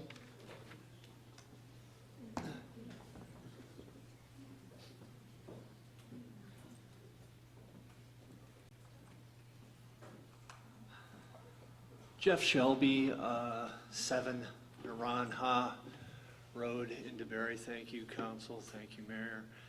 I said Naranja. I'd like to make my address relevant to this. I say it Naranja, and that's because I went to college. I took some Spanish. But, and this is a rhetorical question, how many others here in DeBary call it Naranja? Honestly, I don't care if you say it Naranja, but I have been told by city staff that that's the way it's pronounced here. Now, as a person that came from another place to DeBary 5 years ago, and I said, well, that's the way I do it. That's the way I was taught to say Naranja. Now, if you're a city employee, no matter who tells you, even if they're a very authority-minded person like the mayor, and at his position to be an authority of the town, in general, I mean, like not specifically, when you have a job to do as a city staff, you do it because that's your job. I noticed while I was sitting there that the mayor gave Mr. Frankton direction to change a slide on the projector, and he did it because it was his job. If he didn't do it right, and the mayor said, man, we got to get rid of this guy.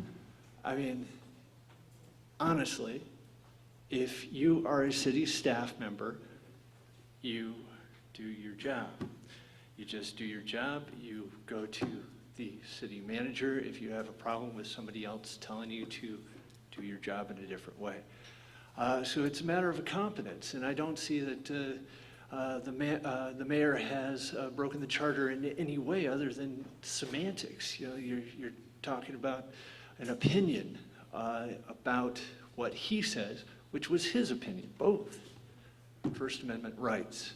So I urge, for the sake of the entire town, stop this now. Keep him. We voted him in. And if you clear the chart, get all of you out of here, like Mayor Johnson's sister said, we'll see who deserves to be there in the next election. Thank you, sir. I wanted to add a comment in for the record, which is very salient to what's going on here. I texted Rob Sullivan. He was one of the members who founded the charter. He was one of the framers. He was on the first city council, and he was very active in creating the charter and getting it instituted. And I asked him if he was here, and he said no. And I said, they're speaking of framing the charter, and he replied, and listened very carefully, he said, it was never meant to be interpreted the way they are using it against you. If that was the case, I'm swearing in that this is what I've read. This is my statement. If that was the case, I would never have been able to accomplish the things I did while I was on the council. That is what Robert Sullivan told me, and that's my testimony, so help me God. I'll send it into Eric Frankton for the record. Scott Sturgill? This little bunch here, the ones that keep standing up in this little tiny area and speaking against me, very unruly. You're with a group. I am with a group, so I think I get 6 minutes under your rules. My name is Scott Sturgill. I am the chairman of the board of the Greater Sanford Regional Chamber of Commerce. Together we serve over 600 plus members, which many of them either have businesses here in DeBary or live here. I want to thank you guys all for your night. I realize it's been a long night as a former elected official in Seminole County. I don't envy you guys. Sure, has Mayor Johnson made mistakes? Absolutely. Does the charter probably need to be reviewed? Absolutely. From a business standpoint, we get calls every day at Chamber. What do you guys know about DeBary? I can tell you a couple years ago, we didn't get a whole lot of calls about that because nobody knew about you guys. You may not like Mayor Johnson, the way he's done things. He's gotten you guys' attention, whether you think it's good or bad. Some of it I agree with, some of it I don't agree with. But he's helped put you guys on the map.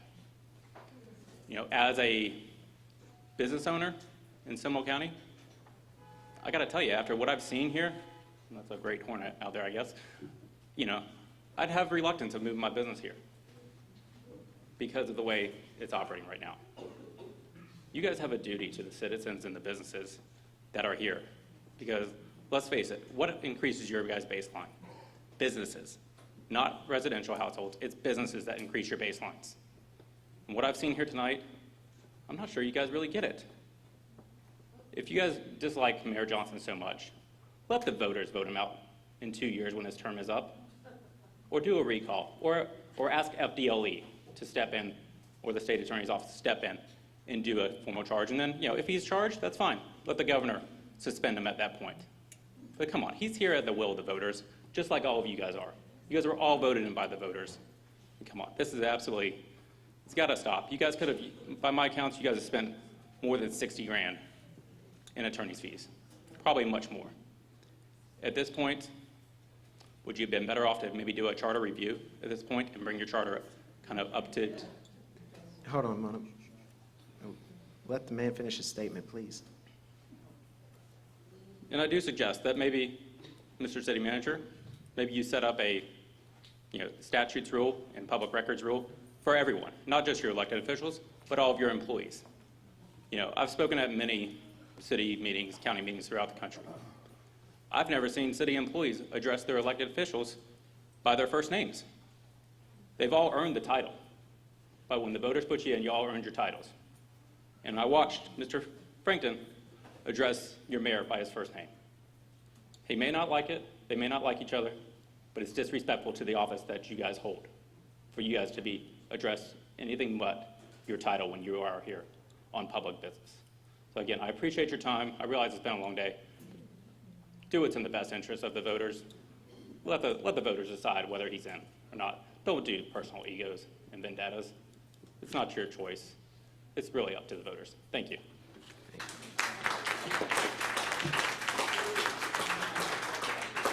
And that's it. And now we'll move into if the attorneys choose to add anything more to the comments. I think they're entitled to 5 minutes at this point, apiece, if you're interested, sir. I would comment on two things. One, there was a statement made that I believe the statement was that there are 13 alleged violations that you're considering tonight. There are 8. 4 alleged violations of the charter provision against giving orders to staff, and 4 alleged charter violations related to dictating firing of employees. And So just wanted to confirm that. There was 13 at the first meeting. 13th first meeting. I want to confirm for Okay. you now that you're only looking at 8 tonight. Yes. And I want to confirm that. And there was also early on a question asked pointing out that I used the term directive, I used the term order. If you'll remember in my opening, I gave you that definition of the term order that both Mr. Daniels and I used, a very similar one, and both of them used that term direction given from a position of authority. So that's why you keep hearing that word direction, because it's a critical component of order. That's all I had. Thank you. Mayor, before he leaves, a quick question for clarification. You said 8, were those the tab that you listed initially for the council? No, actually, if you're looking at the binder, in front of before you get to the tabs, there are 8, each of them called an alleged violation. Yes, between those yellow pages, you'll see alleged violation January 11th. That's the first. And then it works through to the last, which is Twitter post June 2nd, I believe, but I may have that date wrong. But that's what that first set of items separated by yellow pages are. Does everybody see them? Do you see them? Thank you. Okay. Thank you, sir. Anything? No comment, Mr. Mayor. All right, thank you, sir. Mayor, council, do you want to proceed right to it or take a short break? I did have a quick question for Mr. Smith, if I may. If you have your booklet, is there any way that you can enumerate the tabs as to the alleged violations, or is that not? No, actually, I can, and it's actually there. As you go through, so if you look at the page that reads alleged violation occurring on January 11th, you see the actions that make that up, and you will also see at the very top of that page below the summary of the violation, supporting exhibits, city staff exhibit number 1. If you flip to tab 1, city staff exhibit, so each of those is laid out that way, where the evidence we introduced is shown right there. As you look at these, you can go straight to that tab.